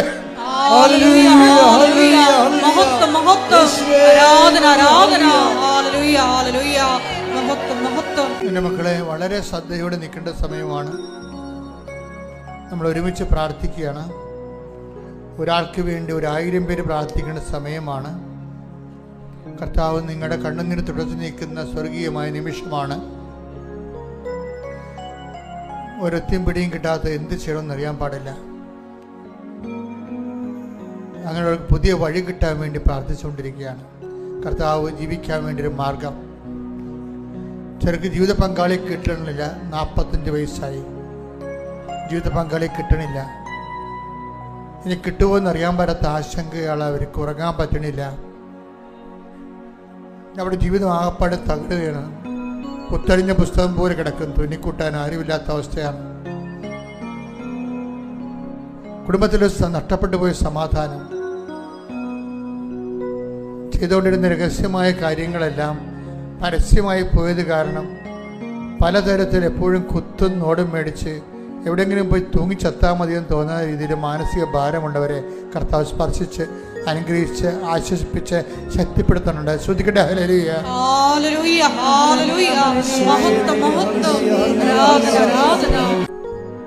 പല ബാങ്കുകളും മുട്ടിട്ട് ലോൺ കിട്ടാതിരിക്കുന്നവരെ, ആവശ്യപ്പെട്ട രേഖ കിട്ടാത്തവരെ, വീടിന് നമ്പർ കിട്ടാത്തവരെ, ഇനി ഈ വിഷയത്തിൽ ചെയ്യാൻ ഇനി ഒന്നുമില്ല, ഞാൻ എന്ത് ചെയ്യുമെന്ന് അറിയാൻ പറ്റാതെ പകച്ചു നിൽക്കുന്നവര്, 2-3 ഏജൻസിക്ക് പൈസ കൊടുത്ത് എല്ലാ പൈസയും പോയി, ഇനി എന്ത് ചെയ്യുമെന്ന് അറിയാൻ പറ്റാതെ വിഷമിച്ച് നിൽക്കുന്നവര്, ശരിക്കും പറഞ്ഞാൽ ആശ്വസിപ്പിക്കാൻ ആരുമില്ലാതെ എന്തെങ്കിലും സങ്കടം പറയുമ്പോൾ ആ കേൾക്കുന്നവർ പറയും, ഞാൻ അന്നേ പറഞ്ഞതല്ലേ, ഇപ്പം എങ്ങനെ ഇരിക്കണം, താനേ കയറിയാൽ കൊയ്യാലില്ല, അനുഭവിച്ചു എന്നൊക്കെ പറഞ്ഞുകൊണ്ട് സ്വന്തം വീട്ടിൽ തന്നെ ആശ്വാസമില്ലാതെ ചവിട്ടി പുറത്താക്കപ്പെടുന്നവർ. കർത്താവേ, അവർക്ക് അങ്ങ് മാത്രമേ, ആരെല്ലാം ഉപേക്ഷിച്ചാലും ഞാൻ നിന്നെ ഉപേക്ഷിക്കുന്ന ഒരു ഒറ്റ വാക്കിലാണ് ഈശോയെ അങ്ങനെ മക്കൾ ഇവിടെ നിൽക്കുന്നെന്ന് ഓർക്കണമേ എന്ന് പ്രാർത്ഥിക്കുന്നു. സ്തുതിക്കട്ടെ. ഹല്ലേലൂയ. അവർക്ക് വിസ പുതുക്കി കിട്ടണില്ല, ഇനി എന്ത് ചെയ്യുന്നവർക്കൊരു ഐഡിയ ഇല്ല. കുഞ്ഞുങ്ങളെ അവിടെ കൊണ്ടുപോയി വിസയും പുതുക്കാൻ പറ്റണില്ല. ചെയ്തുകൊണ്ടിരുന്ന ജോലിയുടെ പ്രോജക്റ്റും തീർന്ന് തിരിച്ചു പോരേണ്ടി വരുന്നു. വിസ കിട്ടുന്നില്ലെങ്കിൽ എന്ത് ചെയ്യും? അങ്ങനെ കുഴങ്ങിക്കിടക്കുന്നവർക്ക് തീരുമാനം എടുക്കാൻ പറ്റാതെ വിഷമിക്കുന്നവരുടെ മേൽ കർത്താവിൻ്റെ അരുവി വരാൻ വേണ്ടി പ്രാർത്ഥിച്ചുകൊണ്ടിരിക്കേണ്ട സമയമാണ്. ജീവിതത്തിനുണ്ടാകുന്ന ഓരോ വിഷയങ്ങളെല്ലാം പേപ്പർ സംബന്ധമായ രേഖ സംബന്ധമായ സൈൻ ചെയ്ത് കിട്ടേണ്ട ഒരു അവസ്ഥകളിൽ നിന്റെ എല്ലാ പേപ്പറുകളും സൈൻ ചെയ്യുന്നതിന് വേണ്ടി നിൽക്കുന്ന തടസ്സങ്ങളെ യേശു നാമത്തിൽ മാറിപ്പോകട്ടെ എന്ന് കൽപ്പിക്കുന്നു.